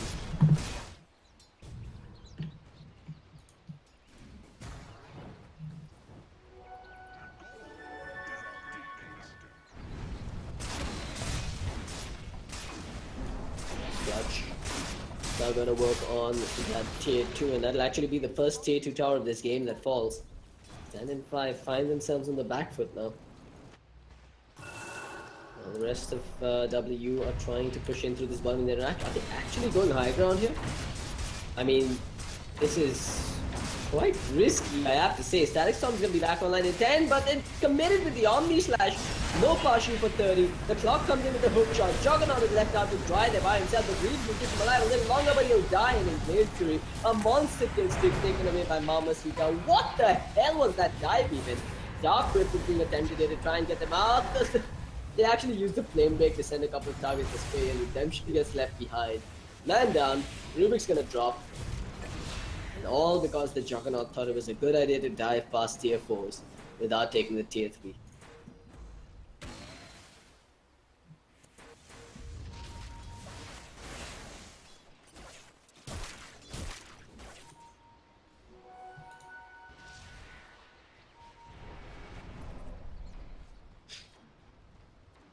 Well, looks like ASD is switching gears again. No Green Scepter necessary. Looks like he's going to go with the Lincoln Sphere to deal with the Batrider and to a certain extent the Glimpse from the Disruptor. Speaking of Batrider, he's at the ready, prepped and ready to go on this Invoker. But he's going to need backup, and here comes the backup. Mamacita's in the fray, or in the vicinity rather. But just a clockwork and a bat rider. This is going to be a hard kill. They do have detection though. There we go. They're going to start with the lasso. They've got the flames on top of it as well. Hook shot in. Doesn't matter if it doesn't connect directly on the. And with the cogs as well as the battery assault, they're going to get this kill. On the front lines, meanwhile, Redemption's in trouble himself. The slows are there even though he's in the Glimmer Cape. He's trying to make a run for it. Flame Break will connect. Glimpse is there as well. That'll seal his death and it should also net them a tier 2 tower. This game is as back and forth as it could get. They've got a Juggernaut that's trying to take down that tier 3 tower that they left on a sliver of HP on this bottom lane. While the rest of Stand-in 5 are pushing through the top side, which is a really bad idea given that the Batrider is almost exhausted his mana and HP resources. Yep, they're going to back away, but they're not going to get out completely scot-free. Disruption gets sent back and it's taken a little damage, but not enough to threaten his life. They ended up losing the tier 3 tower at bottom. That was entirely unnecessary. No TP though for 5 seconds. He's gonna have to run here. He's not going anywhere. Oh, what is this decision making? How is it worth it trading his life off to a Templar Assassin in exchange for a tier 3 tower? If he didn't have the TP available, there was just no sense in committing for that tower with himself.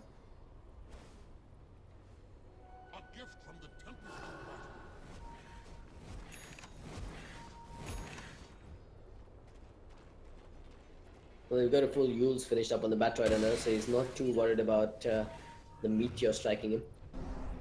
He's also got a way to deal with the Juggernaut if he commits with the Omni Slash. Meanwhile, Clockwork, he's chosen to skip the Blade Mail altogether, instead going for a Lotus Orb.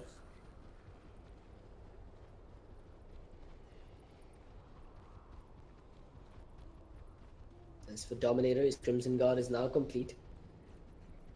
It should give them another fighting chance here.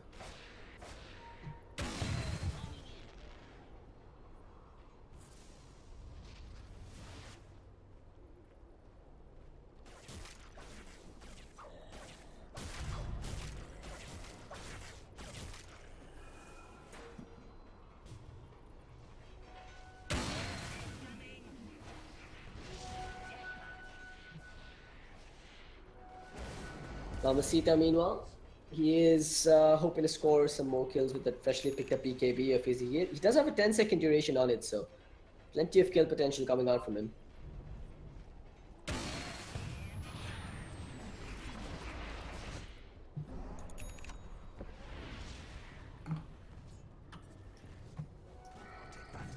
Neither side willing to make the next move, though. Something questionable here is that the TA went for +6 stats on the talent tree instead of the 12% evasion. I definitely think evasion would have helped him a bit more versus that Juggernaut, but 6 stats is peanuts. I mean, it pales in comparison to a full 12% of evasion, so I do believe that was the wrong choice. Maybe it was a misclick after all.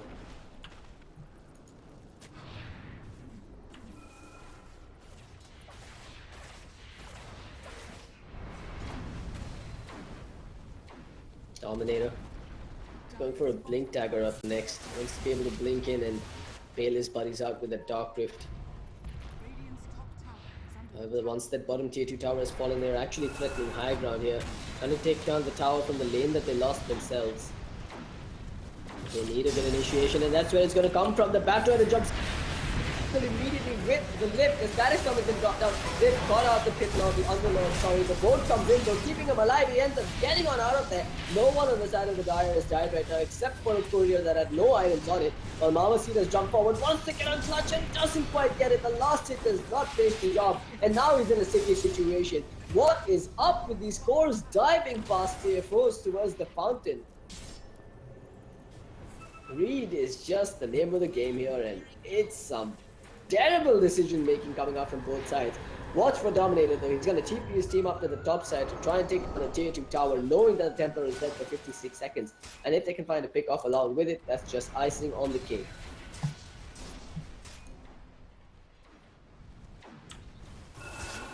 Clutch.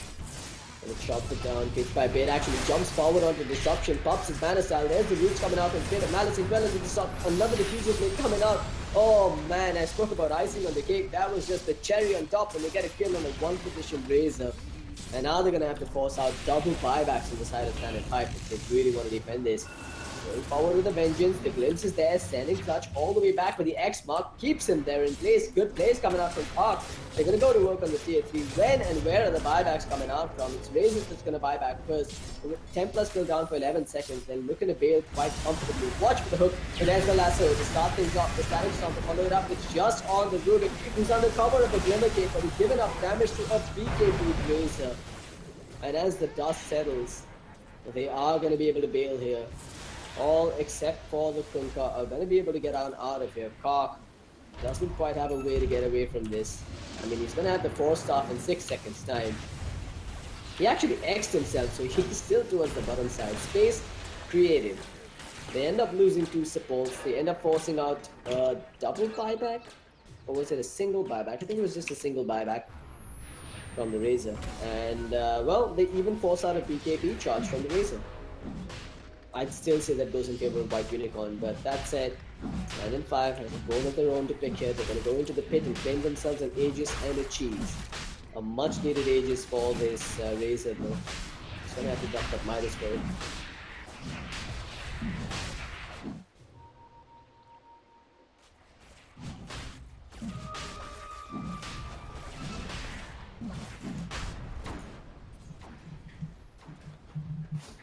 Dominator almost has that Blink Dagger online. Oh wait, what? How did he snatch it? Did a Sunstrike just... yeah, I think he just got the kill with a Sunstrike on Rush, so casually just snatch coming out.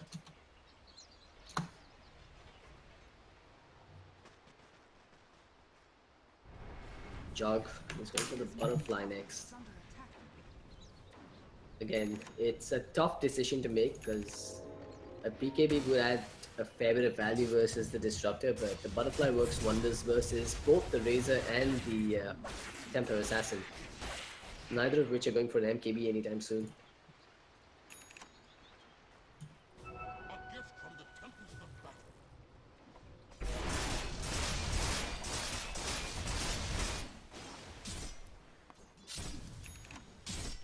As for the Invoker, he did finish up his Lincoln Sphere and might be considering a Blink Dagger of his own. There's the Kunkka. 4-star Medallion, not finishing up into the Solar Crest just yet, but has the Talisman of Evasion queued up. More evasion, always better when you're up against heavy physical DPS. I think that smoke was spotted. I have an observer while watching this area, so shouldn't die to this. Mamacita wants to walk out anyway.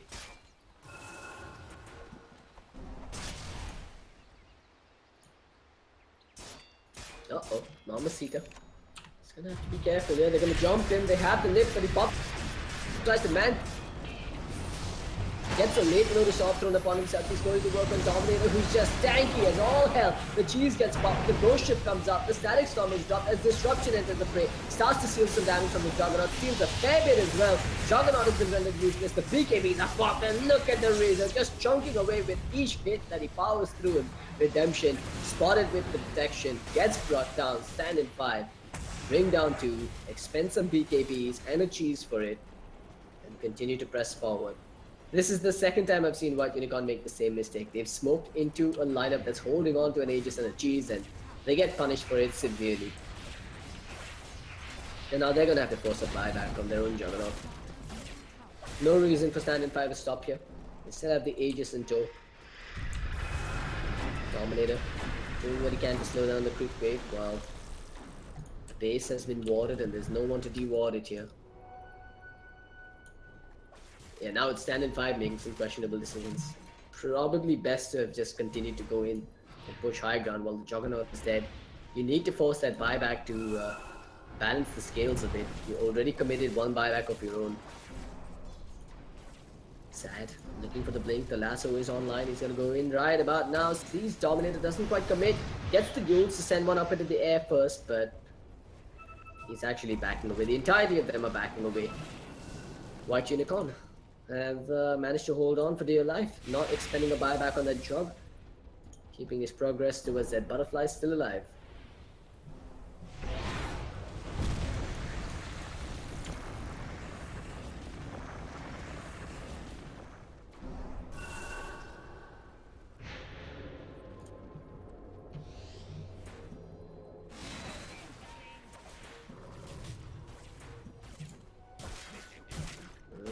Couldn't quite finished up. He had it the last time as well. Yeah, this I can't agree with this. I don't think he should be going for the Bloodthorn here. The NKV would have just been a better choice, hands down, in my opinion. Bloodthorn is probably going to go a decent way in triggering the Lincolns off of the Invoker, but that's really all it's going to do. You're not going to be able to get the Juggernaut locked down with the Bloodthorn because, well, he's got a Mantis Style available already. And he's going to have Raw Evasion coming out from the Butterfly, which does not quite get... I mean, when he pops the Mantis Style, it's really useless, regardless of how much True Strike you have.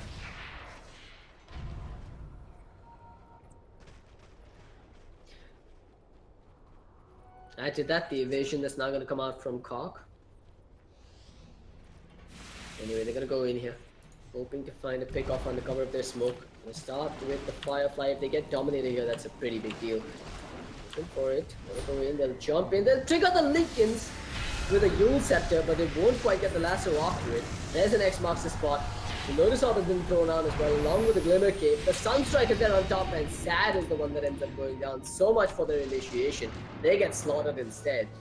However, they still hold on to the gem. Now the Aegis has timed out. They've probably taken note of this, which is why they're going forward on the hunt here. They're going to go in on Dazzler. He does manage to hook out the safety. Clutch blinks forward, even hoping to find the target, but they just can't find anyone.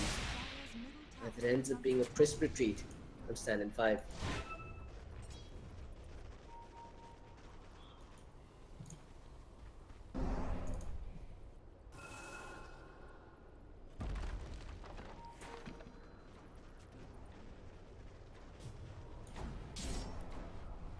Well, first things first, Jog has picked up his Diffusal Blade recipe. I mean, I still think getting rid of the Magic Wand and picking up the Evasion would have been a better choice. To each his own. We're gonna use this to power through that tier 2 tower at mid while Disruptor is actually split pushing in hopes of getting someone back. What a bad idea.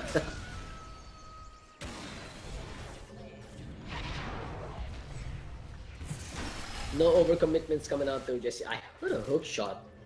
Dazzler was hoping to start the fight there, but didn't quite get the targets he was looking for.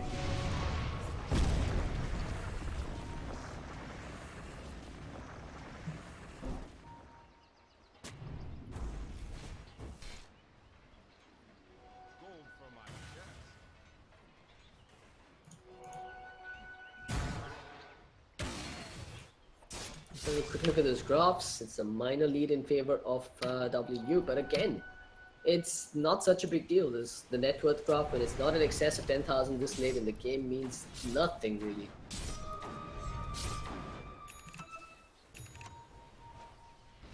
TA is still holding on to the buyback for now, choosing not to finish off that Bloodthorn, and rightly so. As for the Razor, he's got a Shiver's Guard complete in addition to that PKP, so he is quite tanky here. We'll give him that, but is it enough at this point?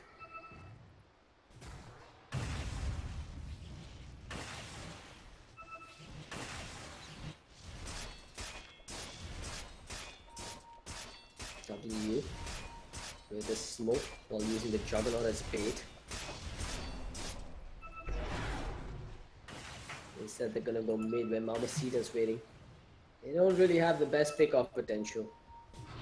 Smoke's been dispelled. Instead, they're gonna go and turn targets onto Posh. X back into a boat, and then a Sunstrike. Clockwork, late to the party, but is it timed well enough though? Not the Roots coming out with a bit of malice. Clockwork's the one in trouble. He does pop the Lotus Orb on himself, but he might just end up going down behind. They bring him down as the Invoker gets the kill. While Mamacita pops a defensive BKB and runs back up onto his high ground. Oh, Stand in 5. They might have just made a big mess of things here. But fortunately for them, the creep wave is pushed quite far out the middle and the bottom lanes. Someone might have to go back and defend this. Buyback on the clock. Wow. Clutch? What? Again, just diving past with no apparent reason. He gets punished and killed. I call match fixing, guys. Who does that? I mean, you have a man advantage. You're forcing. All you had to do was really force out the buyback from the clock, but instead you decide, myself Superman, and jump right in here. Get slaughtered for it. Okay then.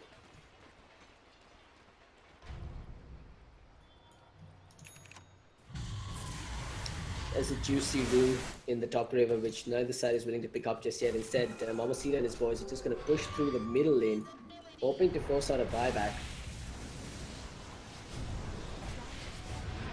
Chipping away at the top lane as Mamacita pops a BKB. He's down to 6 seconds. They're just making some really, really questionable decisions here, both sides. I mean, that clearly wasn't enough to force out a buyback. And now all you've really done is shaved off another second on your BKB instead of getting an advantage for your team.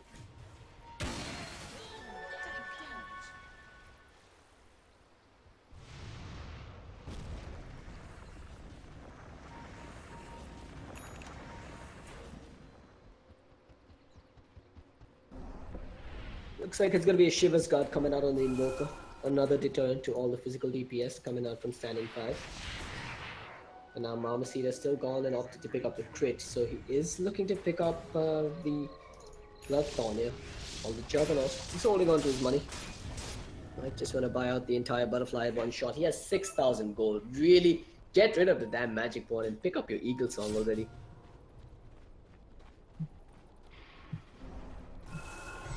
I mean, I guess there is merit in not displaying it though. Because the moment you show that you're picking up evasion, your opponents are going to start making NKVs.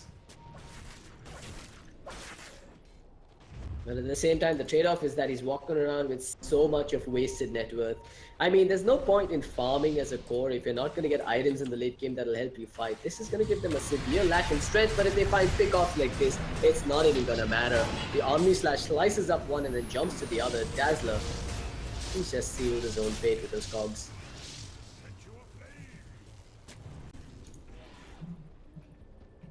The Clockwork, that was actually a dieback on the Clockwork. W should know this. They've got a 70-second window to do everything that they can. For now, they are pinging out Roshan. This is an easy Aegis pickup for them if they go into the pit right now.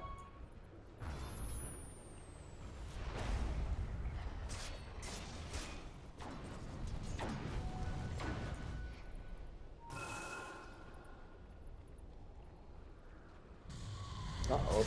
Bat Rider. Close to getting picked off there. Ends up bailing in the nick of... Again, though, I'm at a loss for words here. This is a poor decision making coming out. I'm not going to... W, you should probably look back at this game, look at this point in time and say, we should have just gone Rosh. And our Juggernaut should have probably spent his money a little earlier as well, but...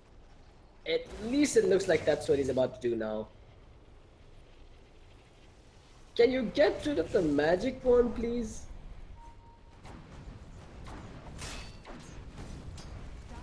I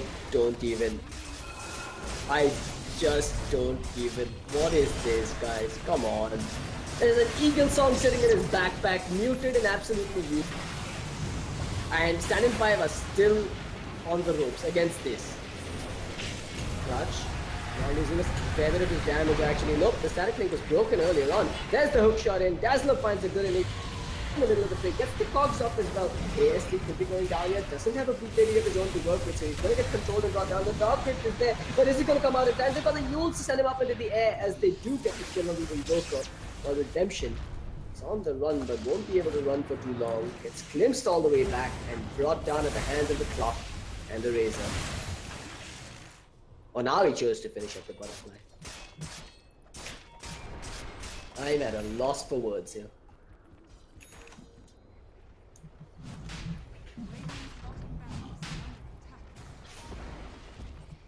Two down on the side of White Unicorn, and Sand and 5 are doing what they should have done earlier, or what White Unicorn should have done earlier. No, maybe not. No one is going for Roshan. Age is over 8.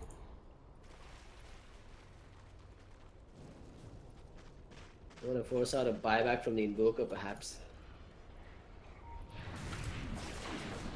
But $50 says that Mamacita is going to go up to the top lane and start hitting this again. And nothing's going to come off of it. Bat. It's gone in. Whips on the lasso. Mamacita's gone up to the top side. Does manage to take down the tier 3 this time around. As Dominator comes in, hoping to try and force his BKB. Force a fortification instead. 10 seconds till the Invoker is back online, but they don't have a ghost ship to work with now. It's on cooldown. There's the jump in, the hook shot into the static link, but they don't quite steal enough damage with the X mark pulling them away. Crimson Guard has been popped. Park survives for now. They've got a Lotus Orb thrown down, so the lift actually ends up stunning them as well. While Juggernaut is entered the fray, he's right on the backlines, gets lassoed up, hit with the Orchid and the Blood Pot, and smashed in the face. There's a glimpse thrown, or Static Storm thrown on top of him as well. He's down, he buys back immediately while AST comes into the fray, trying to bring whatever control he can. The X-Mark pulls Mamacita back, but he does have a Glimmer Cape on him. He turns for a melded Park, burning under the Firefly there as he runs through it all, through the fire and the flames. Looking at the X-Mark, Mamacita, why would you stop to farm neutral creeps? On the run there, but on the other side, it is Dazzler that's getting chased down by 2 Force Spirits and an Invoker, who now does not have a way to cancel this TP. Okay then. That just happened. Stand in 5. They've done their bit. They've got the tier 3 and the Mary Barracks in the top lane. They even got the tier 3 at the middle lane, and they backed away with no casualties whatsoever. Desperation is setting in though for W as they've gone bottom. They've tried to bring down a tower. They've actually got up barracks already. Mamacita now, the Hunt, they've got an ace of they can't crush the threshold.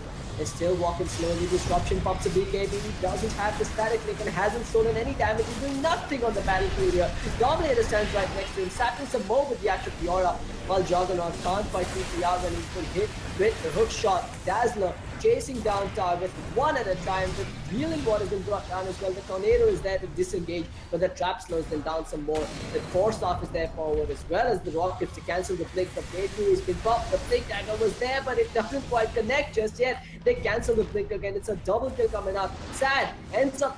Okay, they end up getting a glimpse on Redemption as they get the kill on the Rubik, and that's 4 down on the side of White Unicorn. Stand in 5. Finally in a position where they can try and take down another set of buildings. And they're even going to be blessed with a double damage rune as they enter the base. No buyback on the Juggernaut, none available on the Rubik. It's up to the Invoker, the Underlord, and the Kunkka to make something happen here.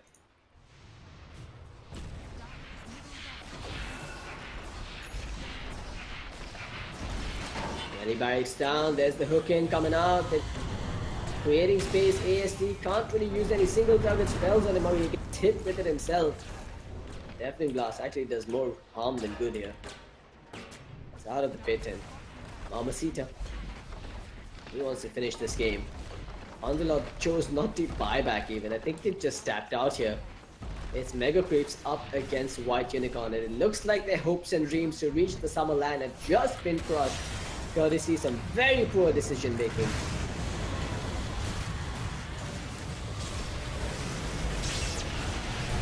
Well then, Invoker down, buys back immediately, tries to do what he can while Dominator's into the Bat Rider was still survived. Meanwhile behind, Dazzler left for dead by himself, with gems on the floor, Bashu stepping out.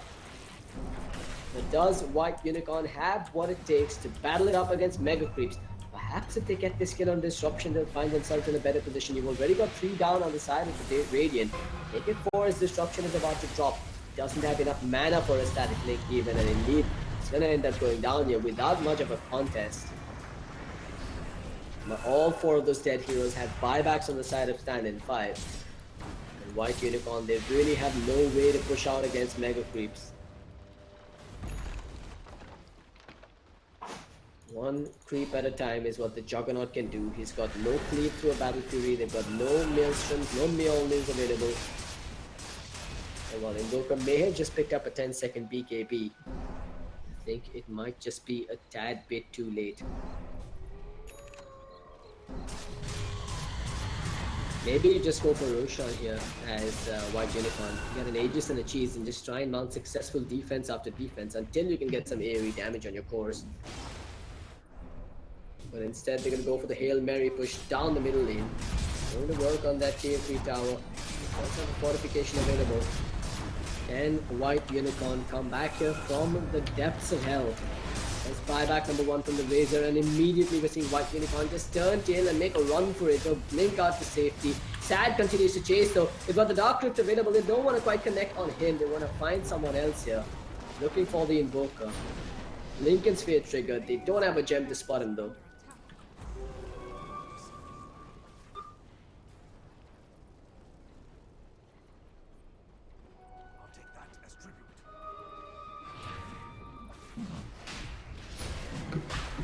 Stand in 5 will do the sensible thing and take Roshan. White Unicorn, they're on the ropes here, but they're gonna fight it out till the very bitter end.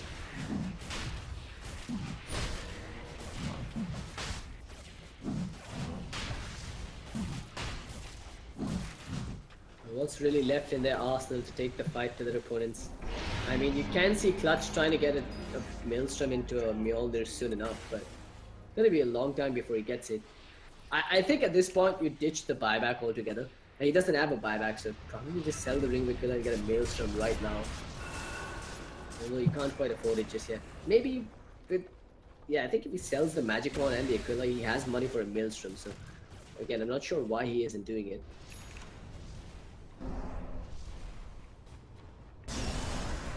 Lasso, it's on the low. They're gonna bring him down, not to the low ground though, but he's losing so much damage. The static link is perfect. That's 200 stolen damage. A BKB now pop, and Disruption is on steroid as he's just right-clicking heroes one at a time. Redemption. Limit Capes kites around. Meanwhile, behind, Mamacita doesn't quite finish the job on Dominator. Dazzler's coming in to finish what he started. Mamacita just manning up, pops that Orchid, or rather the Bloodthorn, on the Juggernaut, who's now been slowed down as well and brought down next. No buyback on 2 of them. Buyback comes out from the Clockwork. They're coming back into the fray with Mega Creeps at their side. Disruption starts to steal some more damage. Has another 100 in his arsenal. Redemption is down. Buys back immediately. Good Ice Wall, good Pit, and an even better Meteor on top of it all. They've actually managed to slow this down. They've actually brought down the Templar Assassin, put her down for 90 seconds, but she buys back, enters the fray again, but they're still not able to bring down the Ancient. TA, she's going for the Jugular, goes for the Throne. She's trying to finish the job, but Invoker with the double behind, the X-Mark, the Torrent, everything connects. Have they got enough to finish the job on Mamacita and the Razor? Razor standing behind is getting stunned and controlled a little bit. Invoker about to go down, and indeed will drop 120 seconds. No Invoker. It's up to the supports now to slow this down and stall this push, but clearly they don't have enough. They've tapped out in an anticlimactic way. You've got the Juggernaut rage quitting here at the ESL India Premiership. What a hell of a game this has been. It wasn't the most pristine Dota I've seen. There's been a lot of lapse decision making from both sides, but Stand in 5 will take the victory here and will secure their slot at the Masters land, or rather the Summer land.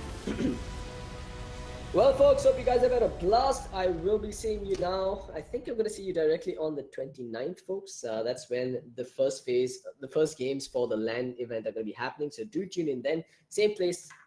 Times will be announced on the ESL India Facebook page. Hope you guys have a blast. This is CloudX signing out for now. Have a great night.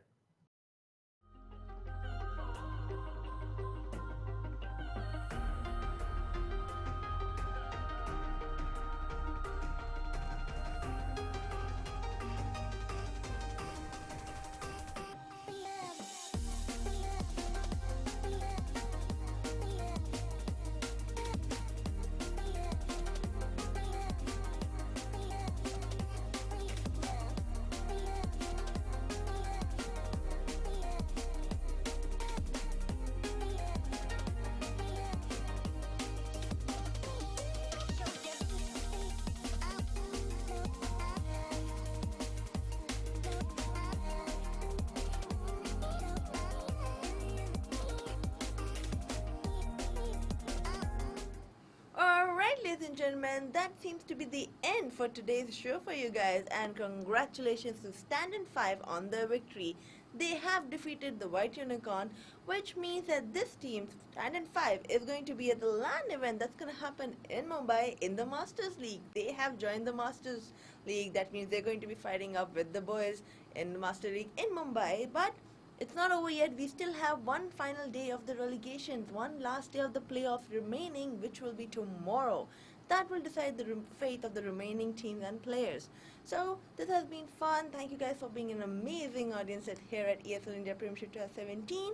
I am Arun Parshim Ashari and I have to say goodbye. But before that, let's not forget the Masters.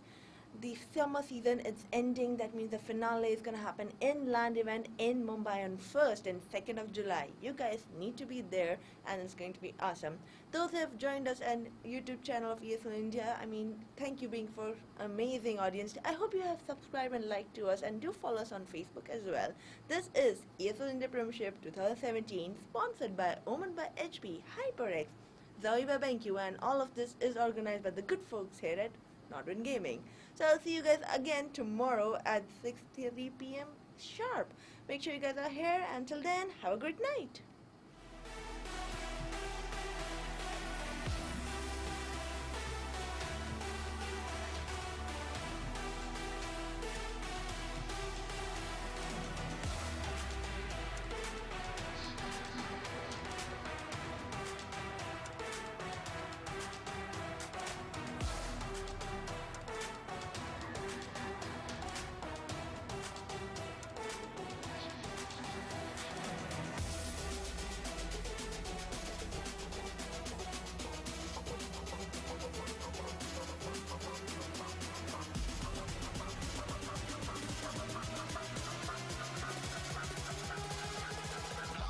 With your collar